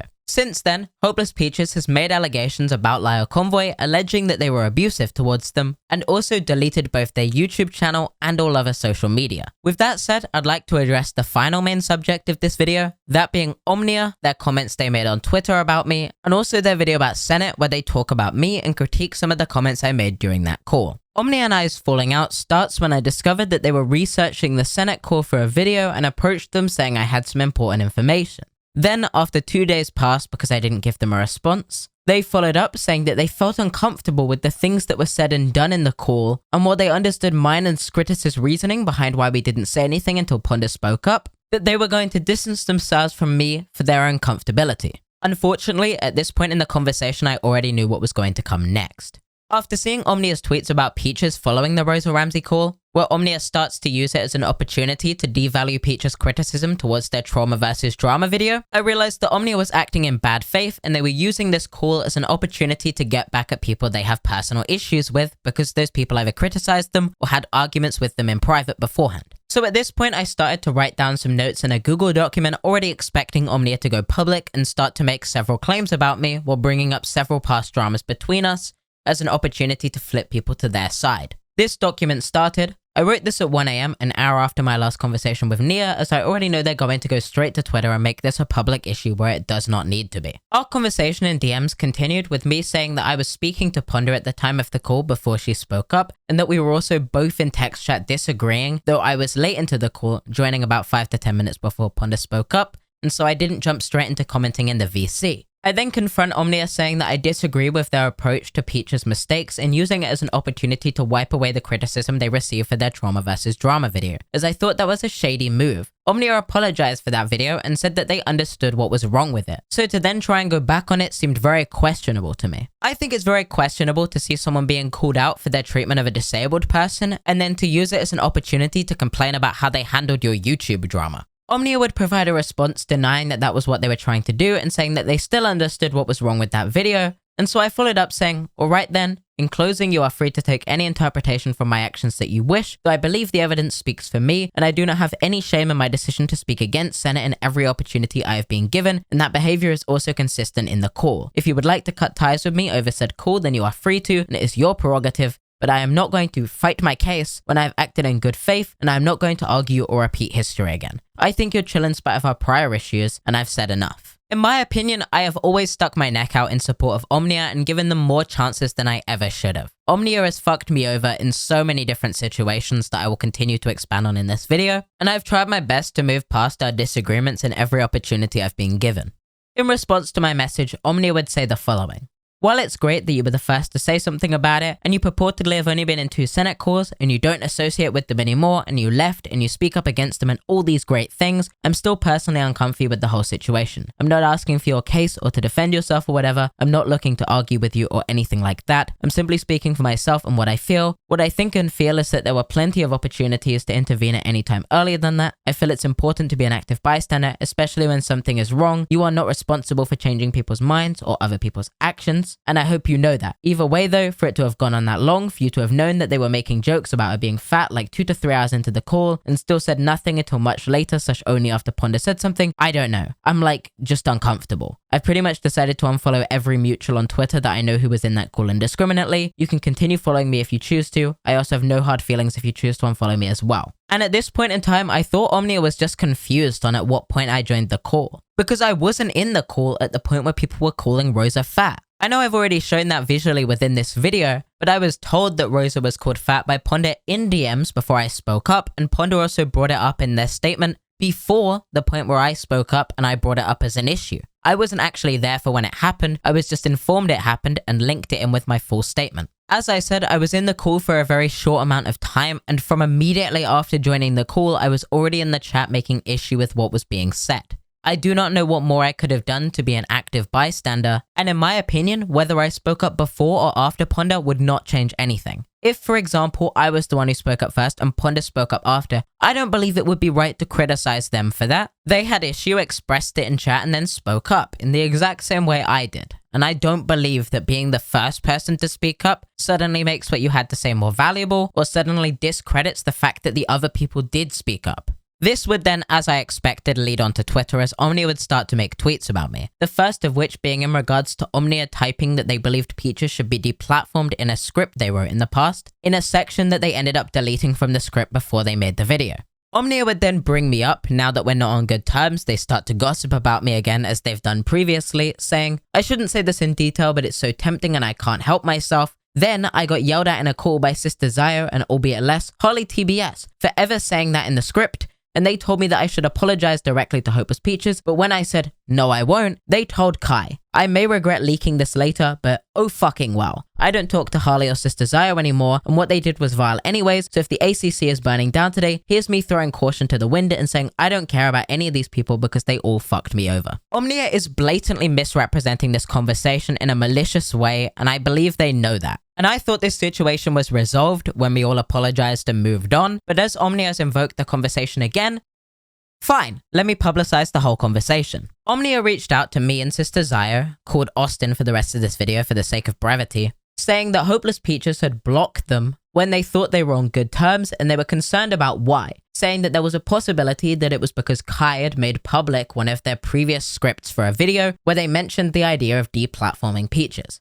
Omnia wanted to know what they could do to resolve things with Peaches, and they asked for our opinions on the situation. With them saying, I don't want any more anger or upset at one another, genuinely him being a bad friend or me saying out of pocket things is so minuscule in my list of things to be upset about, and I just want us to both be okay. And Austin responded, when Peaches unblocks you, I would honestly leave an apology of some kind if you are genuinely sorry for anything. Like if you really want to show that change, I would personally apologize and clarify things. I think Peaches' main issue currently is that Kai accused you and Thuman of wanting to deplatform him. And I just glimpsed through the script a little bit and there are some weird things I've noticed. I think Peaches would appreciate the clarification of change, but I'm not really sure what to completely think right now of all of this. And I responded saying, I would suggest making a public and clear apology, to be honest. I think it'd be the best considering this dispute happened mostly publicly. I think that'll clear up a lot of this mess. We would then have a call with Omnia and Omnia would write up an apology to Peaches. The apology would read the following. For the record, Hopeless Peaches 100% deserves his platform and all of his fans, and I'm sorry that I ever said that he didn't. 2 years ago, I felt incredibly hurt and betrayed about a misunderstanding regarding Peaches editing Jar's Toby drama video script, and I acted abrasively. In the first draft of my second video on Peaches, I wrote about how I didn't personally believe he deserved his platform or audience because he lied to me, lied about me, backstabbed me, etc. I rescinded that before recording my final version of the script, and I'm glad I did. To Peaches, I understand the hurt that this new information has caused, and it has drudged up a lot of old feelings that I'm sure you thought were over by now. I edited that out of my script the same day I made it because I realized how unfair it was of me to say to you. I don't expect your forgiveness, but I do want to make it clear that I did not and do not stand by that whatsoever. I'm glad you've made your return back to YouTube despite our rugged past, and I really hope you can continue to grow your platform and your fan base. I'm sorry. With Omnia asking our thoughts on this apology, and I said,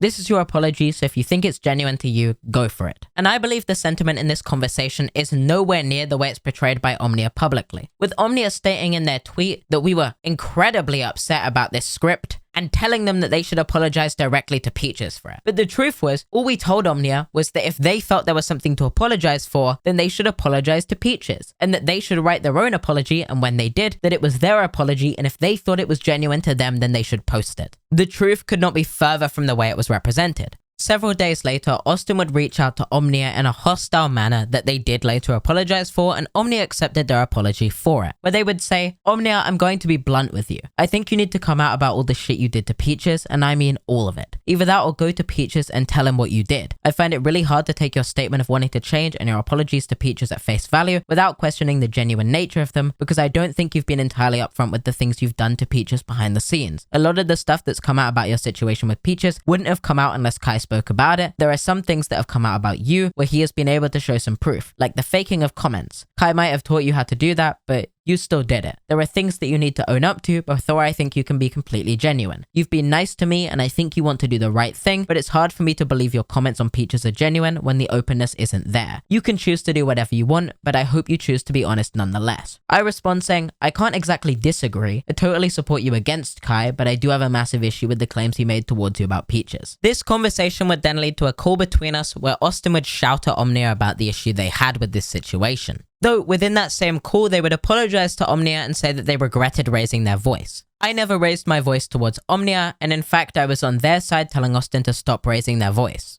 Our conversations then continued to remain cordial until there was a 10-day break between our conversations from the 17th to the 27th, when Omnia would then reach out to us in the group chat and say, I've had this feeling for a while and have been contemplating whether or not I should get it off my chest, but I think I'll do it now because I'm tired of holding the weight of it. I feel like for people who say they know what it's like to be abused and mistreated, you would know what a typical abuser would do once they get exposed for being an abuser. They almost always do their best to character assassinate their victim. They will start a smear campaign against their whistleblower in an attempt to discredit them. The abuser doesn't want anyone to know their true nature, so they will try to expose whatever the fuck they can to make their victim look crazy, unhinged, toxic, horrible. In other words, to justify everything the abuser is being accused of. So they'll leak whatever they think will cause the victim the most damage and gain the abuser the most leverage. And I would think people who like to sit on their soapbox and preach about how being and abused works, they would at least know that. But then for those same two people who stand on their soapboxes and preach that to go on and play into my abuser's hands, and get upset at me over screenshots that my abuser took out of context, to get upset at me over something I said in a script that I immediately retracted within that same script 2 years ago, and getting upset at things that I never even went on to say, to then confront me about it and demand a public apology out of me because you think that my drama with a YouTuber 2 years ago is more important right now than having been physically assaulted, strangled, robbed, forcibly estranged from my family, and have my main source of income deleted against my will. It's fucked up, and I'm sorry, I don't think it's fair for either of you to say this shit. It's still fucked up for you to have taken evidence from my abuser after knowing damn well that he was only exposing these things because he wanted to character assassinate me, because he wanted to discredit me, and you cared more about that than the active court case that is going on right now. Because even if I did fake screenshots, even if I did say I wanted Peaches deplatformed, your priorities are, I can't believe Omnia said that, they need to apologize for it right now, over, yeah, let's keep in mind that the person leaking these things is a known abuser who has just been exposed for being one. He's been arrested on 5 charges, so there has to be at least some credibility to Omnia's claims. He's probably leaking these screenshots and DMs and scripts as a way to retaliate and make Omnia look crazy so that they can gain leverage breach of their public reputation, not because Omnia is actually this mastermind horrible person. Let me approach them gently and ask them if they could explain these screenshots with evidence and context. If they can provide that, then I'll lay off. But I'll wait until I'm sure they're in a healthy and safe space to be able to talk to me about it. No, it's instead, you made Rosie angry, so now you must do this or else you're shitty, and I'm still really upset about it. It feels like you care more about the fact that I said something bad that I immediately retracted and that I might have faked the screenshot, or I might have insinuated that Peaches has an alt over like having been robbed, assaulted, and disowned, or now recently being diagnosed with PTSD, or struggling to make rent because I have a lower YouTube viewership because he deleted my channel. Like, it's fucked up. I'm not sorry to think that. I really think the way you handled it, and even now to some extent continue to handle this situation, is really fucked up. Your priorities are truly off the charts. Your faith in my abuser is unwarranted. You believing his character assassination of me really disappoints me, given what you know about me, given how honest I've been with you about this entire situation, given how willing I've been to provide everything I know to both of you. I've been transparent, willing, kind, open to answering all of your questions to the fullest of my extent. You know Rosie wasn't perfect in my drama with him. You know I wasn't perfect either. But what I was always upset with him for was valid, and you knew that, and here he is, and indirectly both of you are doing the exact same shit I got upset with him over. Victim blaming. Getting upset that I leaked DMs after Toby lied about said DMs. Now you're victim blaming again because you want to side with my abuser about screenshots he leaked in bad faith to attempt to discredit me when those screenshots weren't even faked. They're grounded in reality, and I proved that to you and you agreed with that. It's really hurtful and disappointing. I would respond saying, I'm presuming you're not in a good state right now, so I'm not going to respond and cause you further stress. I fully support you throughout your situation and want you to know that. Stay safe. And then I follow up saying, if you'd like to VC, that'd be totally fine with me.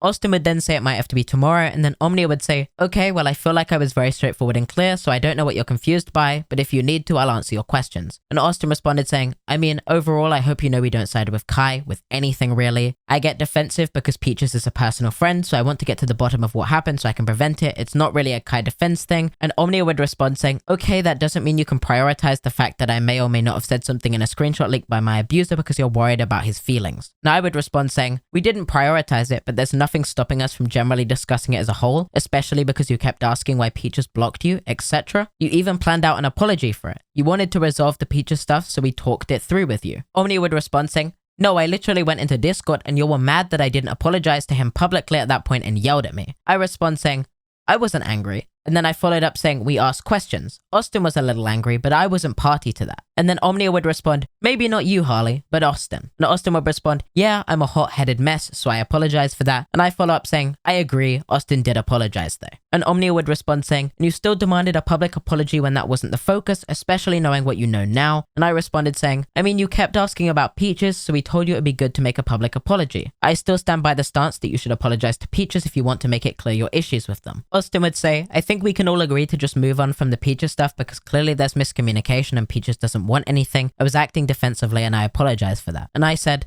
I just think Omnia's initial message was severely incorrect on its representation of us, but I don't want to cause them any stress because it's obvious they're not doing so well right now. So I think it's best we leave it till a time where we can talk it over in VC and smooth out the misunderstandings. And Austin would respond saying, I am, however, very confused with the victim blaming aspect. Omnia would then say, I'm doing fine. I'm saying that what you did has made me feel not fine. And I respond saying, this is a jarring response. We haven't done anything to justify such an extreme statement. And Omnia would respond saying, I can explain it again if you need, but I've made it very clear if you read carefully. Harley, how are you the one dictating that for me? You're like, I didn't do anything to make you feel anything. That's speaking on my behalf. I'm telling you how you made me feel, and you're like, no. I respond saying, you said we defended Kai, took his side, victim blamed you, etc. This is all entirely untrue. If you aren't willing to acknowledge that, then I'm not willing to waste my time on this discussion. Omnia would respond saying, you took his screenshots and came to me upset because I hurt your friend's feelings. That is true. That is siding with an abuser intentionally or unintentionally. And I follow up saying, I never came too upset. And Omnia says, you could have just asked. And Omnia responds, okay, Austin did. And then I respond saying, I am not Austin, nor is that victim blaming, nor is that siding with an abuser for that matter. And I continue to say, you're representing two separate parties and their statements as one. Austin would continue saying, I was confused with the screenshot and I said all that stuff, not Harley. And I follow up saying, I was not party to what you're claiming. I feel like you're blaming me a lot for something I didn't do. Austin would say, I apologize for that, but I don't think that was me siding with Kai or victim blaming. My concern was Peaches and figuring out if you did do something and my approach wasn't appropriate, so I apologize, but I didn't intend for it to come off as siding with Kai. And Omnia would respond, maybe more so in Austin than Harley, and even in Peaches more than Harley, but it still wasn't just. And then Omnia would continue saying, bro, you're literally saying we acknowledged a screenshot, but in reality you came into the GC and just demanded an apology for me, not even asking or quelling questions you may have. You just were upset that my abuser leaked things and now I have to clean up for him. And I respond, Please think this through more and reconsider this approach. So far, you've made a lot of serious and unfounded claims. I'm not going to hold them against you because you're obviously dealing with serious, painful, and traumatic situations, but I want you to take the time to reconsider. And then I follow up saying, I did not do this. Again, you're combining us. I believe you criticized others for doing this with you and Kai in the past. I was not upset, nor did I demand an apology. I follow up in the chat saying, you straight up wrote an apology to Peaches, but now that means nothing? And then I send the copy of the apology and Omnia says, that apology was about the deplatforming claim. Yeah, that isn't valid. I realize how inconsequential that was. And I follow up saying, you acknowledge wrongdoing? As such, there is a valid reason for an apology, correct? And Omnia would respond, no. Peach is getting upset over a statement I immediately retracted that same day and is only now upset because my abuser exploited it as leverage. I had no need to apologize for that. And honestly, I didn't know what to say in response to this message. If I wrote in a script previously that I wanted Omnia deplatformed, and then we had a conversation in this group chat, and they were upset about the fact I wrote that, whether I posted it or not, if I wanted to be on good terms with them, I would have to understand that what I did was wrong. There's a reason Omnia removed it from the script, and expressed that to them, which is all they had to do and which is what they wanted to do. I understand that it was a hard time for them, and I understand that emotionally they probably spiraled in this moment, but the fact they're still trying to use this against us just doesn't feel fair. I follow up saying, this is why I wanted to VC. I do want to speak for both of us about how you've hurt us by bringing up our past trauma though, Omnia. I think that was disrespectful. I don't mind anything else you said, but directly bringing my into this and using it as the onus for a gotcha of, you should know how I feel, was 100% disrespectful and genuinely cuts deep. I didn't expect you to do something that gross. I think Austin agrees with me here. That really hurt. I'm not going to waste time asking for a false apology. I'd like you to genuinely think about that and reconsider what you said. It hurt a lot. Omnia would respond saying, Harley, I'm not using your trauma against you. If anything, I'm trying to support you through the fact that you know how that feels. You know what it feels like to have been groomed or abused. That shit fucking sucks. And it's not about using it against you, it's using it to bolster you so you understand. I'm asking for basic empathy and I'm trying to tell you that my situation isn't much different from your own, so while I understand how you came to that conclusion, I'm just asking you to reevaluate how you treated me to make you understand how that hurt, how it would hurt if someone did that in your situation. And I respond saying, I'm not entertaining that with a response. Do not use my trauma as a tool to bolster your justification of an unworthy outburst towards me. That's fucked up. Don't throw a bunch of unjustified claims at me and then act like I should agree with those untrue claims because I know how it feels because of a traumatic experience you have no right to bring up. Yeah, I was sexually abused as a kid. That doesn't give you any right to use it as a chess piece to benefit your untrue claims about me. I have been nothing but nice, charitable, and supportive towards you. All I asked was an apology for one of my friends who was hurt. I'm not upset that you were emotional, that's why I didn't want this discussion and asked if we could take it to a VC. I was worried about upsetting you more or causing you unnecessary stress, so I didn't want to argue here. You're allowed to be upset, but I don't want to talk with you during that state because I don't want anything horrible to happen to you. All I want is for you to be okay and safe. But that doesn't mean I think you bringing up my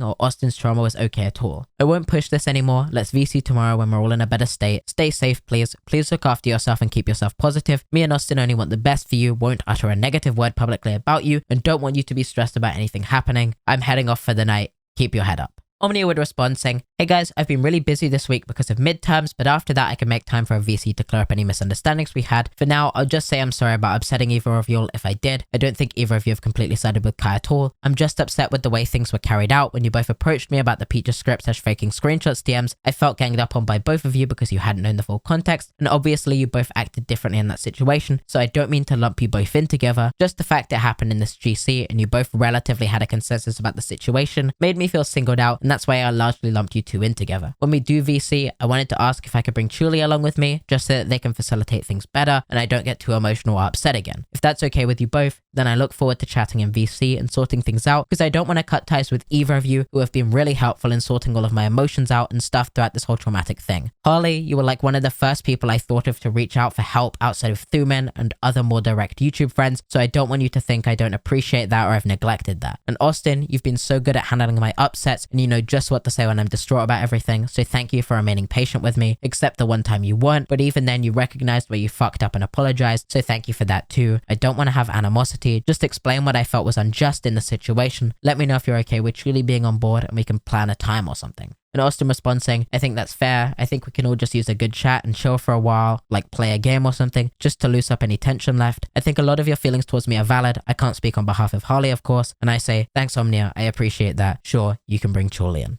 And that's where I believed this conversation would end. We came to an understanding, and Omnia agreed that I was not the same as Austin and not responsible for their actions, and Austin apologized for where they went wrong. Omnia never directly apologized for some of the things I took issue with, and they never posted their apology to Peaches, but that was where the conversation ended, and I never expected it to be held over my head over 2 years later. I believe the truth behind this conversation and the way it's portrayed by Omnia publicly now are entirely different, and I understand why this may be the case. Omnia was in a very volatile state at this point in time, and I understand that a traumatic situation like this could lead to impulsive comments, which could lead them to saying things they don't necessarily mean, or things they regret, or misunderstanding things in the heat of the moment. What I don't understand is why Omnia's tweet continues to group me and Austin together as people that yelled at them, when Omnia acknowledged that that wasn't true in the chat, and Omnia acknowledged that I was not the person who was actually causing the hurt towards them in this conversation, and Austin apologized for that hurt. Omnia has complained several times about Peaches and them grouping them and their abuser together before. I don't understand why they would continue to group me and Austin together in this situation even past the point where we had this conversation. I never took issue with Omnia writing that in the script, and I never told Omnia that they should apologize for writing that in the script to Peaches. Omnia came to us asking why Peaches blocked them, and then brought up the fact that Kai had posted about this on his accounts. Austin suggested the idea of apologizing to Peaches for any comments they believe Peaches would have been upset by, and then I suggested writing and posting anything they felt they actually needed to apologize to Peaches for, even declining to tell them what I felt on their apology, because if it was true to their actual feelings and sincere, then I should have no say in what they're saying. So to portray it as if I was yelling at them and telling them they needed to apologize directly to Peaches for this script isn't true. And I believe that's obvious. Though, there is one part of this tweet that I haven't discussed so far, and a point in this tweet where I do have to admit some fault, and that's in reference to Kai finding out about this information and then posting about it publicly. I had a call with Kai that I notified Omnia I was going to have, and within that call, I mentioned offhandedly that Omnia planned to make an apology to Peaches. This was before the point where Omnia said they planned to retract that apology and that they didn't feel like they needed to apologize to Peaches, and so I saw no concern in telling Kai. Unfortunately, as Omnia went back on that apology and never posted it, Kai then used that as ammunition to call out Omnia for not apologizing to Peaches, even though they'd already planned to. And I can understand that the responsibility for this mistake falls squarely on myself, and I would like to apologize for making this mistake in the same way I did to Omnia privately at the time this event occurred. And I couldn't be more clear about this. This obviously wasn't a malicious act, and Omnia has completely misconstrued the timeline in their tweet where they say that I told Kai after the point where they said they wouldn't apologize to Peaches, which is not true and isn't how these events occurred. And I believe Omnia knows that and has chose to frame it this way regardless. Omnia was also aware at the time that I told Kai, as I communicated with them in VC, that I had told Kai this information, and they didn't seem to care until Kai made it public. Regardless, I can appreciate how this impacted Omnia, and we had a call last year where we resolved these issues. Omnia brought it up as something they were hurt by, and I affirmed that I understood why they were upset about it. It was a miscommunication error, and it was unfortunate that it led to the fallout that happened.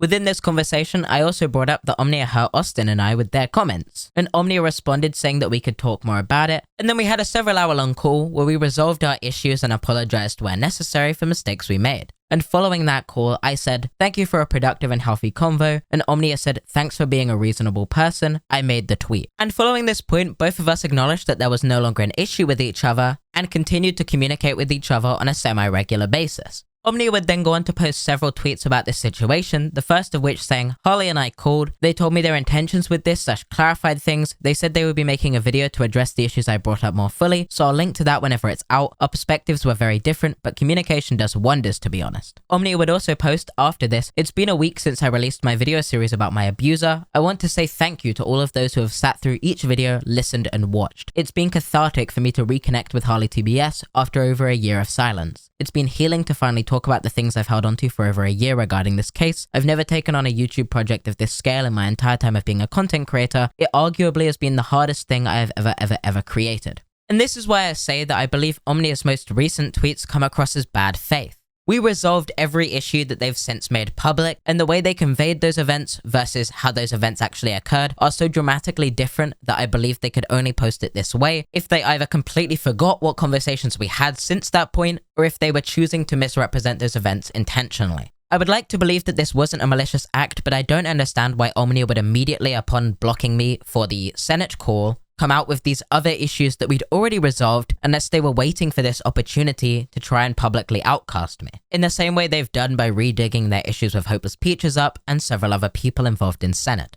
Omnia and I have both hurt each other in several ways along the time we've been friends, and I'm ready and willing to acknowledge those mistakes and have in the past apologized for them in the same way Omnia has too. Which is why I don't understand why they've been drudged up and then made public again, unless Omnia's intent is to damage my credibility. Though I do believe there's a possibility that the impact of Hopeless Peaches and what they did in the Senate call has led Omnia to relapse into worse past behavior. And so I want to keep that in mind, and that's why I'm trying to respond to their arguments and not hold most of this situation against them, even if I have to rebut some of the things they've said. My initial tweets in response to Omnia's posts about me were incredibly impulsive, and I immediately planned to make a video within 48 hours where I called Omnia out on all the claims they spread about me that weren't true. But I took a step back and I decided that that wouldn't be the best way to approach this situation. I don't think Omnia is some kind of villain. I think Omnia is a person who's been hurt by several people in this situation, and this might be their way of lashing out. Some impulsive posts they've made about me that they will likely end up regretting. I'm also sure there will still be parts in this segment of the video that I will end up coming to regret because of the way I've worded myself,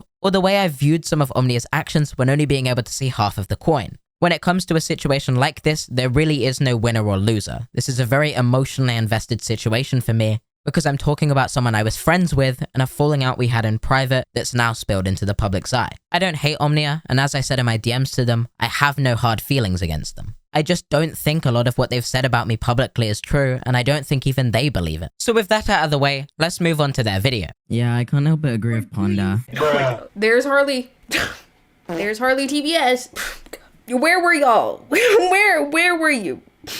As I've already said at this point in the video, I wasn't in the call at any point prior to this where I could have spoken up, and as soon as I joined the call, I immediately started discussion in the text chat and went straight to Ponder to get more context. I believe it's unfair that Ponder is given credit for speaking up, but I'm discredited for speaking up right after them, when I was in the call for less time than Ponder and joined the text channel way sooner. I'm not criticizing Ponder for not speaking up earlier because I think the criticism over who spoke first is rather insane, but that I don't think the criticism applies to me, Ponder, or any other party that spoke up after us to raise issue. I actually reached out to Ponder for this part of the video and asked if they would be willing to answer some questions so that I could insert them here and provide their perspective on the points Omnia is making. As both the person Omnia is giving credit to for speaking up, and also the person who has the most context on my actions, I believe they're the best person to speak here. So when Ponder makes a comment that's relevant to something Omnia says in this video, I'll insert it so that you can hear what they have to say. I'm sure then that you're aware that Omnia calls me out for being the second person to speak up, not the first person to speak up, which you were. And I wanted to know what you thought of the way it was framed in that video. Do you think that's a valid criticism of me? Do you disagree? Do you have something you'd like to add in regards to that? No, I think it's actually very unfair and uncharitable. And I think that for a few different reasons. One, your age is a huge factor here. I don't think that's fair to put on someone of that age. And that stance maintains even if that person has a large following, because I understand that even if there's a level of responsibility there, there are certain things that we also cannot expect from people of that age. And another factor is how intimidating speaking up in the face of a call where people were very clearly riled up and angry and potentially being unreasonable would be, as that call definitely could have been. For another thing, I think that definitely falls more to the adults in the call. And even though I was one of those adults, I had to work past some of my anxiety to actually say something. And I was shaking for a good point or a good portion of the time that I was speaking. And I don't really think that's fair to impose upon someone who I effectively view as a child. Bizarrely enough, I actually brought up in my video, I didn't realize you were going to say that. I brought up in my video that during that call, I was also shaking. So it's very weird that's flowed that way. I do find it a little interesting because obviously we had a conversation in the DMs at the time where this call was going on, as we were both trying to figure out what was going on and before we spoke up. And as much as I didn't speak up first in the call, I would like to believe that I made efforts there to kind of figure it out, and I made it clear what my stance was. And I mean, I'm the kind of person that responds to something retroactively, so I would go to someone after usually and approach them about it instead of intervening in the moment. Though I believe you ultimately made the right call in that decision, in that situation, in interrupting it at that moment, because it gave the victim of what happened in that call a opportunity to leave and look after themselves, which I don't think they would have had otherwise, and I don't know how long that call would have continued if they hadn't, considering they were being threatened to like get their mother on the call, or else they would Lyra would call their mother at the time that they were most likely to beat them, I believe is what he said. Something along those lines, yes. And also, both of us were active in the chat in Senate before either of us spoke up. Yes, I was trying to gather information in the chat because I came in so late. I was trying to get context as to what was going on so I could suss out whether or not what was being said was, not valid is not the right word, but at least potentially reasonable. And I couldn't get a solid enough explanation of what exactly Rosa had done to incur such wrath. And even without that context, I felt, you know what, I should just say something. Yeah, I call, you were in the call for like no time before me, really. You joined the call about 10 minutes before I did.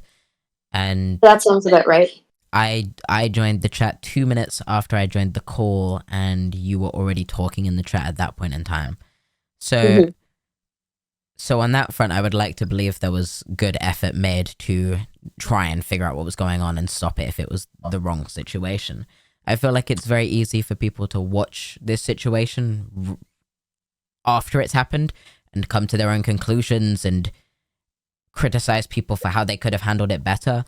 But I think ultimately in that moment, there wasn't much we could have done. Well, some of it was even before I spoke up in the call. If I'm remembering correctly, I was speaking out against some of what was being said in the chat. Yeah. But I quickly realized that nobody in the call was paying attention to the chat.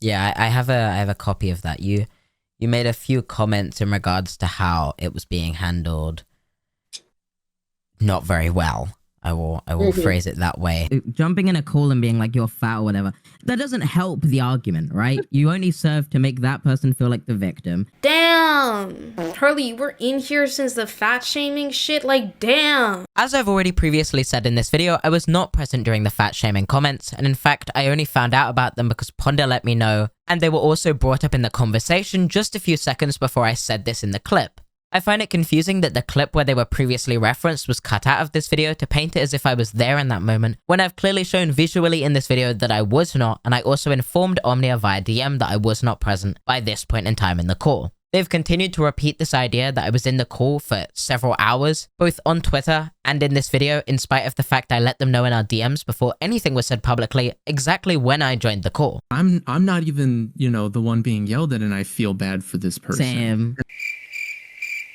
Call me a bitch for this take. A part of me just feels like it's a little cowardly to just be yapping so much all of a sudden, flapping your gums so much all of a sudden, when like Harley literally said that they were there since the fat shaming shit and said nothing until after Ponder said something. And I understand when someone else speaks up, it makes it easier for you to speak up, but for you to be like, yeah, same, and talking so much is like crazy, because I'm like, where were you? It just seems a little cowardly, in my opinion, for you to have waited and waited and waited. To be honest, I don't think that Harley would have said shit and would have said jack had Ponder not said anything. I'm serious.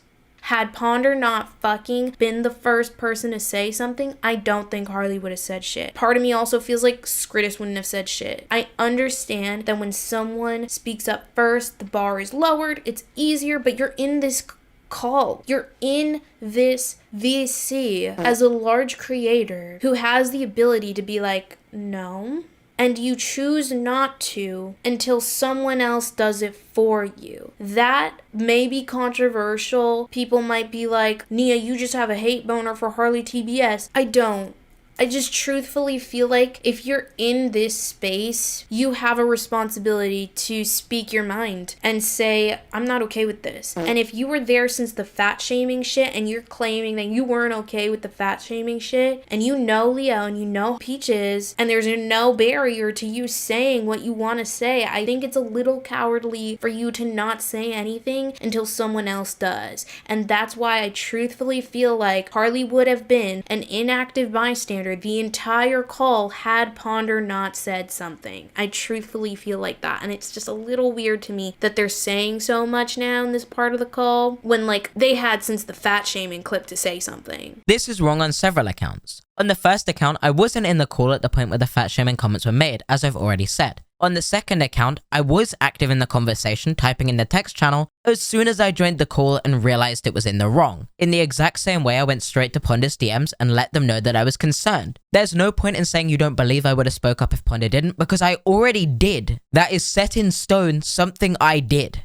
Editing Omnia here, just wanted to pop in and add some meaningful context that may be helpful surrounding this topic regarding HarleyTBS. I think my main point of contention is the amount of space Harley and Skritus begin to take up in the conversation at the very end, despite claiming that they felt bad for Rosa throughout the course of them listening to the call, which had to be at least an hour or two into the last half. As I've said, I wasn't in the call for an hour to two. In fact, I wasn't even in the call for an hour total, including all the commentary I have here. Obviously, we start to take up more of the conversation because we weren't there to comment on the conversation previously, in the exact same way Ponder didn't comment previously, so I don't understand why this criticism isn't also presented to them. As an anxious person, when I'm put in an anxious situation, I tend to speak a lot more than I would like to. And I think that's what you start to see in this call. Me speaking up way more than I actually needed to, just to reaffirm that I agree with people because I felt so anxious about the call. I personally found it slightly obnoxious of them to be talking and interrupting each other to try and make their opinions known, when I think the call would have been much more productive and bearable had they simply spoken up the moment they started to feel that the call was going badly or in a destructive direction. But clearly that is what we did. That being said, I wanted to actually showcase some DMs between me and Harley to indicate the fact that these sentiments were communicated directly to Harley far prior to this video being released. Here are the DMs in question. Harley approached me on February 16th stating, "Hey Nia, saw your tweet about Peaches in the Senate call and thought I had some important information for you if you are interested." I replied the same day stating, "Oh, what's up?" Harley didn't reply to me for a couple days, and at that point I had finally listened to the Rosa call in full and was both deeply disturbed and disappointed by the actions and inactions of the people and creators that I knew were present within the call, especially so because I didn't feel like anyone was forthcoming about it until the call was literally publicized and everyone could see what occurred during the call. So at that point I followed up with Harley on February 18th stating, "Hey, sorry, just following up. What was it you wanted to tell me?" Harley hadn't replied for 30 minutes, so I simply decided to give them the reason I was feeling upset and uncomfortable with them. I said, "Hey dude, I actually finished listening to the entire call and I feel pretty uncomfortable with the things that were said and done in it, and I understand your reasoning behind why you and Skritus didn't say anything until Ponder Sprocket spoke up about it, because you explained your reasoning near the end of the call, but if you don't have anything you want to tell me, I think I'm going to distance myself from you for my own comfortability." Harley then replied, "Hey, Ponder and I were DMing at the time of the call before she spoke up, and also were active in text chat disagreeing, but I was late into the call about 5 to 10 minutes before Ponder spoke up if I had to guess, and so I didn't jump straight into commenting in the discussion. That was actually relevant to what I was going to say, as it led to me leaving Senate and cutting ties with Peaches and Leo, causing Peaches to reach out to my personal friends and ask them for dirt on me to expose me. To this day, it's one of 2 Senate calls I joined, and I have never been part of that community or complicit in the discussion. I actually only joined because Skritus messaged me and informed me of how bad it was. For context, I was actually the first to say something as I approached Ponder in DMs when I noticed she was in call, shocked with what was said. And then Harley sent a screenshot of a DM they sent to Ponder Sprocket where they said, "What the fuck is going on in Senate? Oh my god." I tuned in and holy shit. Jumping in here to state my opinion, while I think it's good that Harley did this, I think it would have been more effective if Harley said this or asked this in the call itself, or to Leo, or to Peaches, or to any of the people who were actively participating in the Rosa call, because then it would have at least disrupted what was going on and forced the main actors to explain why they were behaving in the way that they were. Harley being the first to voice concern is great, and I want to give space for us to acknowledge that, but the person Harley chose to voice said concern to was not the best, considering the fact that Ponder wasn't one of the main actors of the call and likely didn't have the context that Leo, Peaches, Blue, Leia, or any other main actor could provide. Harley ended their piece by stating, "In closing, you are free to take any interpretation from my actions that you wish, though I believe the evidence speaks for me, and I do not have any shame in my decision to speak against Senate in every opportunity I have been given, and that behavior is also consistent in that call. If you would like to cut ties with me over said call, then you are free to, and it is your prerogative, but I am not going to fight my case when I have acted in good faith, and I am not going to argue or repeat history again. I think you're chill in spite of our prior issues, not sure if this is correct verbiage, and I've said enough." I replied, "Okay, my closing thoughts on this are, while it's great that you were the first to say something about it, and you purportedly have only been in 2 Senate calls, and you don't associate with them anymore, and you left, and you spoke up against them, and all these great things, I'm still personally uncomfy with the whole situation. I'm not asking for your case or to defend yourself or whatever. I'm not looking to argue with you or anything like that. I'm simply speaking for myself and what I feel. What I think and feel is that there were plenty of opportunity to intervene at any time earlier than that. I feel like it's important to be an active bystander, especially when I feel like something is wrong. You're not responsible for changing people's minds or other people's actions. Just like I was the first to tell prison mate Luke not to include the suicide baiting part of his video on Hopeless Peaches, yet he did it anyway. That's not my responsibility, and I hope you know that. Either way though, for it to have gone on that long, for you to have known that they were making jokes about her being fat like 2 to 3 hours into the call, and still said nothing until much later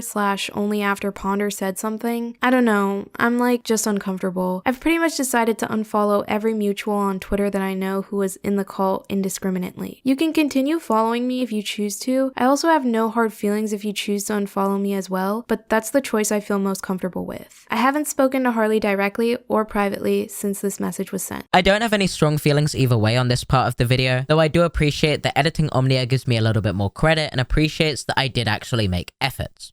Obviously, there are still portions of their comments that are incorrect. I wasn't present for the fat shaming comments, etc. But if this whole section was delivered by the same person Omnia was by the point they got back and re-edited this video, then I feel like it would have been a lot more level-headed, and I feel like the criticism would have landed a lot more effectively. And even then, I don't really think it reflects well on anyone in here when we have a person on the spectrum and then there's a bunch of people calling them Hold on. Like, it doesn't look good, right?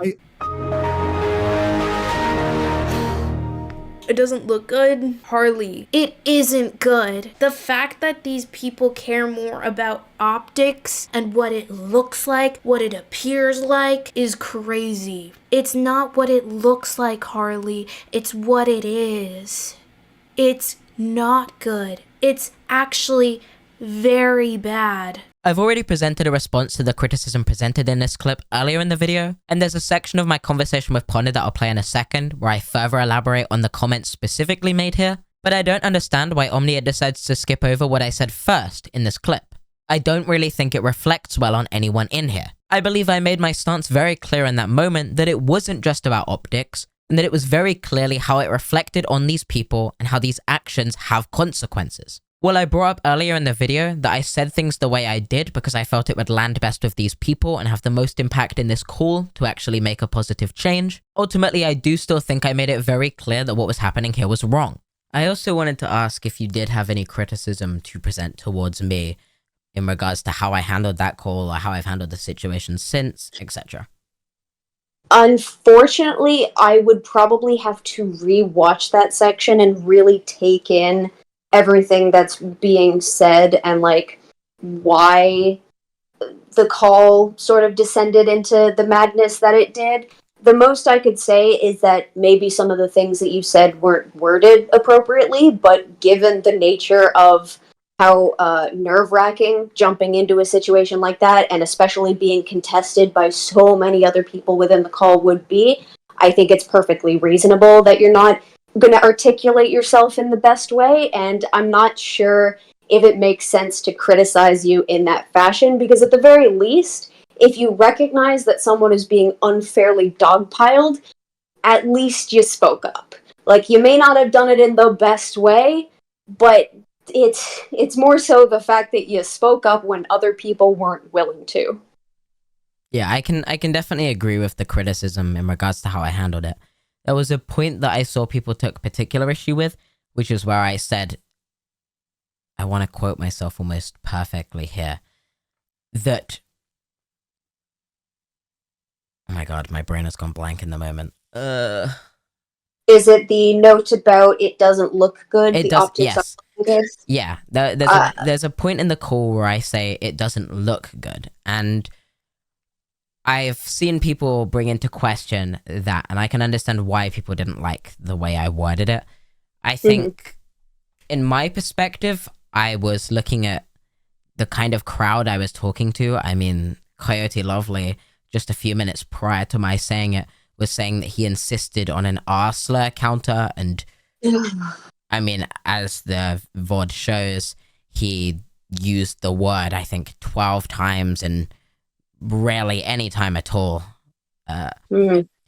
And I didn't think that speaking to the people of the Senate and saying, hey guys, the R slur is bad, would be either new information to them or information that would actually cause some notable change in how they acted in that call, or how they treated Rosa, or how they would act in the future. And so I instead focused specifically on the fact that Rosa is a neurodivergent person and not just the R slur's usage in itself. And also, I wanted to highlight to these people who are content creators, Lio, Coyote, Peaches, etc., that this didn't look good, because I think in most cases the best way to stop someone from doing something who's a content creator, or basically make a change in that moment, is to kind of invoke their credibility or their name or the impacts it could have on their career. And while I understand that that probably wasn't the best way in hindsight, and that there are probably other ways to approach it, this call wasn't me trying to word myself in the most correct way or whatever. You know, in a video, I would obviously focus more on a much different direction or make my stance much more clear. But when it comes to actually trying to solve the situation in the moment, I made an impulsive decision to approach them in the way that I thought would work best. And how well that worked, I'm not really sure, but I can understand why people took issue with it, and I don't want people to think that I said that because I only cared about how it looked and not what it was, but because I actually took issue with it and felt that would be the best way to articulate that to those people. I actually sent you a DM around the time of that as well, before I actually spoke up, where I said, hearing the R slur hurled with such vicious intent is definitely a way to put me off. And I think that, while still not the best worded, articulates how I felt more, which is that it made me uncomfortable, and that I didn't like its usage, and I felt it shouldn't be used. I have two notes here. One, I can understand that because I am better at articulating myself in text. My brain likes to jump forward and blurt out things that aren't necessarily the best way. Sometimes I blurt out words that don't make any sense. I think in general it's easier to convey the true nature of your feelings in text. Equally, I think in the long run you were kind of right, because it doesn't look good. And also, I am aware that you tend to approach the creator sphere in a much more in-depth and business type fashion than I do. I'm not very good at all that stuff, but I know that you're very into that scene. And in that regard, and you can totally correct me if I'm wrong on this, I feel as though you were approaching it more from the perspective of, not only is this like a bad thing to be doing, but you always have to take into consideration how the audience is going to respond to it. Because in the sphere that we are in, our audience is very liberal. They are not going to take kindly to someone going after a neurodivergent disabled woman. They're not going to take kindly to people just slinging around slurs. Like, we have so many call-out videos where that is the core premise of why people are bad people. But if you went over to like a different creator sphere, that might just be the norm, where they're constantly throwing out slurs, and if you're not doing that, they see you as like a sensitive snowflake, and you just can't take a joke, and blah, blah, blah. A lot of it does come down to how the audience is going to react to this situation, because there are going to be people who are going to look at that call, and they're not going to bat an eye, they're not going to think it was a problem at all. Whereas, with regards to the audience that you were taking into consideration, it was 100% going to be a problem. And I think a lot of the issue there was that some of the people who wouldn't bat an eye at it were in that chat, and they were taking glee at seeing the pot shots. Yeah, I think that you've worded that pretty well. I like to... I've had a lot of people in my personal life describe me as someone who doesn't really express themselves emotionally very well. I word myself in like the kind of way you would see a politician speak. And I don't necessarily disagree. Sometimes it comes to the benefit of myself, because I like to think that sometimes I can word myself really well and convey my points well. Other times it can come across as kind of detached and a little preachy or weird or misspoken, or as if I've misread the situation. So I don't think you're wrong in that, yeah. And if I was someone walking in here and didn't know you, Lio, I would see someone saying, I'm gonna call your mother and you're fat and you're... And I'd go, I don't really want that to happen to me. So why would I want to tune in and join the discussion, right? Literally, please, Harley, just stop saying, like, just say the R slur. People know what you're talking about when you say the R slur, okay? You don't need to say the actual fucking word to, like, portray what you're trying to say. 1. 2, this doesn't work as an excuse or, like, reason or justification as to why you didn't intervene, because you literally prefaced it by saying, if I didn't know you, Lio, which you do. You do. And you're in his server, actively participating in it now. This doesn't work for you. You literally just said, if I didn't know you, I wouldn't want to intervene. But you do know him.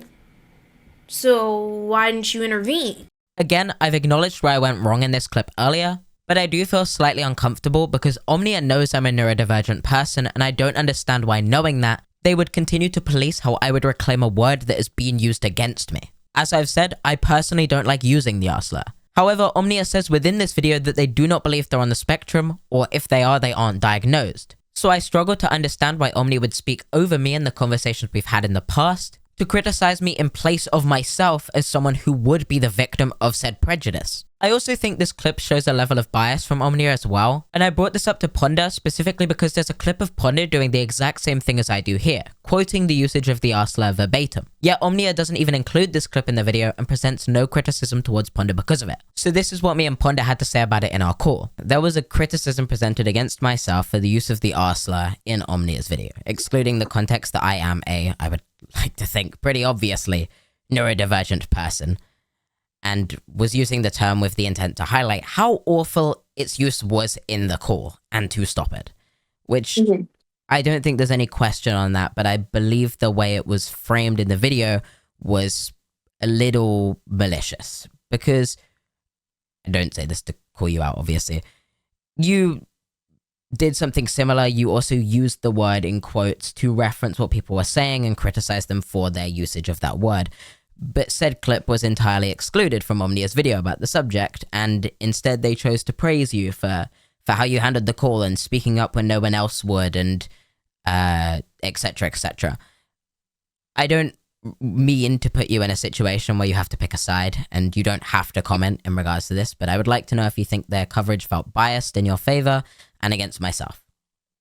Yeah, I think it did. If Omnia is going to criticize one person for saying the R slur under the pretense that they are not neurodivergent and have no right to reclaim the word, I think it is only fair to levy that criticism against me, especially if we were both citing the word for the same reasons. I don't know if you specified this in the video, but I'll specify it here. I am neurodivergent, I have ADHD, and while it's not universally considered, sometimes an anxiety disorder can also be looked or regarded in that fashion. But I am neurodivergent. I've had people use the word against me in the past. However, I did say the word in that call, and even with regards to citing it, it's one of those words that leaves a bit of a bad taste in your mouth. And if I'm remembering correctly, I did try to correct that after the point and just use the R slur. But that definitely was like a misspeak. I shouldn't have said it. And I think if the criticism is going to be levied against one person under the pretense that they shouldn't say it, it should have also been levied against me. And it's a little dishonest to cut that part out just so you don't have to make that criticism. Like, I understand if Omnia was happy that I spoke up and didn't want to say anything negative against the way that I did that. But if I deserve to be criticized, I deserve to be criticized. I can appreciate that you can take it on the chin and kind of, like, say it as it is. I mean, I didn't, obviously I don't want a section in my video where I'm, like, also calling you out, but I felt it was important context that was excluded, and I mean, I guess the job of bringing that up fell to me. You describe it as if you kind of said it without thinking in that moment because it was a stressful situation, which is also how I describe it in the video as my reason. I didn't know what to do in that situation. I didn't know what would work best to appeal to the people I was speaking to in that call, and so I made the best decision I could in that moment, which is just to be straightforward, blunt, not care about the consequences that would happen to me, and try and stop what was being said. And while I do believe I'm someone who can reclaim the term, I don't use the R slur. I don't think it should be used, and I don't even necessarily agree with it being used in a reclamation context. I do know people who do. I understand people who have the opposite perspective. I'm not saying that I'm a perfect person, but I am kind of generally against it because, as you said, it's kind of it leaves a bad taste in your mouth. With regards to, like, saying it without meaning to, that is inherently also one of the things that can happen as a result of the anxiety. Is sometimes when you're really, really trying to get the point across, but your brain is on fire, sometimes you blurt things out really fast, and in the moment you're like, oh, I shouldn't have worded it that way, I need to word it like this way, this way, this way. And a lot of it is just your mind jumbling, and you're unable to keep up with everything. So a word like that, especially if you're quoting someone and saying, hey, don't say this, sometimes you're just going to repeat it back to them. It's like, you said this, don't say this. And then you're like, I shouldn't have said that. Yeah, and as you mentioned, you are correct in saying that after that point you avoided using it and you just referred to it as the R slur. I was gonna bring that up, but you've made that flow rather well by highlighting it yourself. This is only a small portion of me and Ponder's entire call. I wanted to include the entire thing within this video, but I think you've probably noticed at this point that the video has ballooned into such a great size that I think it's better to just get it done and out of the door. For some added context, my friend Skritus, who was also in this call and was criticized by Omnia in this video, reached out to me as they had a conversation with Omnia in Twitter DMs following this point. While they've asked me not to include screenshots of their conversation with Omnia, in those messages with Skritus, Omnia says that they don't want people going hard at Skritus or me because they don't think what we did was a big deal, that they were disappointed because we used to be pretty good friends, but that I'm largely young, they're not too pressed about me, they wish more could have been done but unfortunately I couldn't, with them saying they're not mad at us or think we need to be lambasted, but that it was a shame that we were clamoring for airtime at the end of the call, and they wish we had space to comment earlier. I want to believe what Omnia had to say in these messages in private, but when compared to the comments Omnia made about me in the public, I struggle to feel anything but disappointed. I think Omnia knows how they came off in their video. I think the contrast between Omnia at the time and Omnia when they started editing the video are so jarring that you can clearly see that after they calmed down, a lot of their perspective changed, but they decided not to remove sections they disagreed with.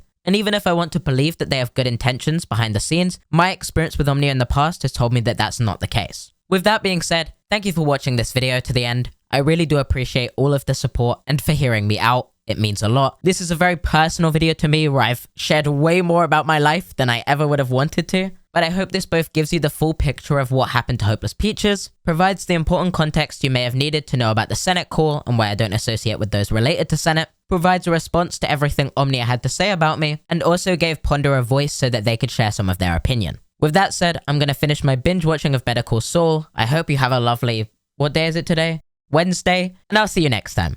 Peace.